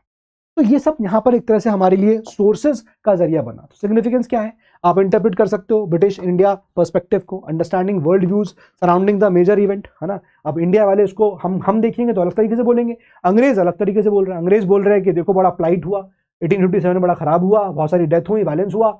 हम लोग बोल रहे हैं कि हम ही लोग परेशान थे। तो अलग अलग पर्सपेक्टिव देखने को मिला है। तो उस वक्त पेंटर का क्या लुक था वो भी यहाँ पर हमको जानने को मिलेगा और उससे हम यहाँ पर हिस्ट्री कंस्ट्रक्ट कर सकते हैं। फिर उसका देखिए आप 19th सेंचुरी में आर्ट मूवमेंट्स की शुरुआत हो जाती है, ठीक है। तो basically you will find paintings, then उस पेंटिंग्स मतलब जो कंपनी उसको कर रही थी, पैटर्नाइज कर रही थी, है ना, हमको पेंटिंग्स देखने को मिली जो कंपनी पैटर्नाइज कर रही है, EIC पैटर्नाइज कर रही है, इसको हम लोग यहाँ क्या बोला, पटना कलम, ठीक है। फिर उसके बाद आप देखोगे कि आपको फोटोग्राफी देखने को मिलने लगा, पिक्टोग्राफिक चीजें मिलने लगी, पिक्टोग्राफी देखने को मिलने लगी, ठीक है। फिर आप देखोगे आर्ट मूवमेंट शुरू हो गए। अब आर्ट मूवमेंट्स यहाँ पर स्टार्ट हो गए। आर्ट मूवमेंट्स में कुछ आर्ट आपको यहाँ पर बनी हुई दिख रही है, जैसे Kalighat paintings in 19th century Calcutta depicted the mythological figures and everyday life. तो पेंटिंग्स में एवरीडे लाइफ को बनाने लग गए, है ना, माइथोलॉजिकल पिक्चर्स आने लगी, एवरीडे लाइफ यहाँ पर दिखने लग गई, ठीक है। Captured the social changes in Calcutta, ठीक है। तो ये आपको कलकत्ता में देखने को मिलेगी। आर्ट मूवमेंट शुरू होते हैं कलकत्ता में, कलकत्ता के यहाँ पर सोशल चेंजेस को बताते हैं, ठीक है। Artist like Nandalal Bose and Raja Ravi Varma, इनका जिक्र यहाँ पर आर्ट मूवमेंट्स में आता है। तो आपकी किताबों में यही सब चीज़ें हैं, यही सारे जिक्र हैं और इसी के साथ हमारा ये ख़त्म भी होता है। और क्या क्या बचा है देखिए, अब जैसे ये एक नाम आया था बंगाल स्कूल, हम आर्ट पेंटिंग्स की बात करते हैं तो वानेंद्रनाथ टैगोर का नाम आता है, ठीक है, बंगाल स्कूल को लीड करते हैं। देन उसके बाद देखिए यहाँ पर art and Swadeshi by you will find E.B. Havell and Ananda Kentish Coomaraswamy played a vital role, ठीक है। तो आप देख सकते हैं आनंद के कुमार स्वामी, इनका आर्ट एंड स्वदेशी, इस प्रकार की चीजें आपको मिलेगी। सो फोकस बेसिकली इन पेंटिंग्स का माइथोलॉजी के ऊपर था, भारत की कल्चर के ऊपर था, ठीक है। तो ये सब चीज़ें जो हैं हमारे हिस्टोरियंस के लिए काफ़ी इंपॉर्टेंट होती हैं। जितने भी सोर्सेज हमने देखे वो सारे सोर्सेज इंपॉर्टेंट थे। कुल मिला के हमने बहुत सारे सेंट्रल गवर्नमेंट के सोर्स देखे, स्टेट गवर्नमेंट के आर्काइव्स देखे, जो 3 प्रेसिडेंसीज थी उनके यहाँ पर आर्काइव्स को समझा, जो फॉरेन और पावर्स थी उनके आर्काइव्स को भी यहाँ पर समझा, ठीक है। उसके बाद हमने देखा कि भाई जुडिशियल रिकॉर्ड्स भी यहाँ पर कुछ आर्काइव्स की तरह प्ले करेंगे। हमने पेंटिंग्स को यहाँ पर देखा, हमने लिटरेचर को यहाँ पर देखा, है ना। हमने इसके अलावा देखो बहुत सारी नॉवेल्स को यहाँ पर देखा। हमने इस प्रकार से पेंटिंग के साथ साथ आगे पिक्टो जो चीज़ें होने लगी वो देखा। फिर हमने पेंटिंग्स में हमने मूवमेंट्स देखे कि क्या क्या चीज़ें यहाँ पर चली। तो इस सारी चीज़ें जो हैं वो एक तरह से क्या था, वो हमारा एक सोर्स बनता है कि ये प्रॉपर सोर्स है, हम मॉडर्न हिस्ट्री को इन सोर्सेज से यहाँ पर करेक्ट तरीके से पढ़ सकते हैं। यही क्रक्स था इस चैप्टर का और इसमें इससे ज़्यादा कुछ भी यहाँ पर नहीं था। अब ये क्वेश्चन है, मेरे ख्याल से आप लोगों को विजिबल होगा। इन दोनों क्वेश्चंस के आप आंसर दीजिएगा। ये PYQ है और ये आपका प्रैक्टिस क्वेश्चन है। आप क्वेश्चन को पढ़ लीजिए यहाँ पर और इसका आंसर जो है आप लोग यहाँ पर कमेंट बॉक्स में करके बताइएगा। तो इसी के साथ हमारा आजकल पहला चैप्टर खत्म हो गया। हम जैसे जैसे आगे बढ़ेंगे तो हम लोग चीज़ों को जहाँ पर ज़रूरत होगी वहाँ पर हम लिख के उसको जल्दी जल्दी पैकअप करेंगे और जल्दी लिख के डिटेल में पढ़ेंगे, और जहाँ लगेगा कि बहुत फैक्चुअल चीज़ है वहाँ पर थोड़ा जल्दी स्विफ्ट करेंगे, ताकि आप भी, जैसे ये लेक्चर 1 घंटे 10 मिनट का हो चुका है, तो आप भी इसको अगर देखो 2x पे तो भी आपका कम से कम 35 मिनट में 2x पे खत्म तो हो जाए, या फिर आप 1.5x पे भी देख रहे हो तो कम से कम 45 मिनट में खत्म तो हो जाए, तो आपका टाइम बचेगा। इस एंगल से यहाँ पर मैं आपको पढ़ा रहा हूँ। तो focus more on the understanding aspect, वो इंपॉर्टेंट है। अंडरस्टैंड करिए, समझिए यहाँ पर क्या बताया जा रहा है। आप सिलेबस को कंप्लीशन की तरफ जाइए, बहुत ज़्यादा आपको उसमें महारत ही हासिल करने की कोशिश मत करिए कि बहुत अच्छे नोट्स बना लिए ऑल दिस थिंग्स। मेरे ख्याल से आप लोग नोट्स बनाना आप जान ही चुके हो। एंशिएंट पढ़ा चुका हूँ, मेडिवल पढ़ा चुका हूँ, तो मॉडर्न भी पढ़ा रहे हैं, बिपिन चंद्रा भी पढ़ चुके हैं, तो नोट्स आपको मोरलेस बनाना आते हैं। जहाँ ज़रूरत पड़ेगी वहाँ पर मैं ज़रूर बनाऊंगा, लेकिन जैसे ये एक बहुत ही ड्राई चैप्टर था, बहुत ही एक ऐसा चैप्टर है जो शुरुआत हो रही है, तो इसलिए मैंने आपको ऐसे बता दिया। ऐसा अगला चैप्टर जो है वो भी ऐसे ही है, हिस्टोरियंस के पर्सपेक्टिव को लेकर है कि नेशनल हिस्टोरियंस क्या कह रहे थे, है ना, जो आपके मॉडर्न जो आपके ब्रिटिश हिस्टोरियंस थे उनका क्या व्यू था, तो उनके अलग अलग व्यू होंगे, डेफिनेट सी बात है, और इनके व्यू में कॉन्फ्लिक्ट भी होगा। तो क्या क्या था वो सब चीज़ें हम लोग यहाँ पर समझेंगे। तो आज के लिए इतना ही। That's all for today from my side. पढ़ाई करते रहिए, मेहनत करते रहिए। जय हिंद एंड जय भारत।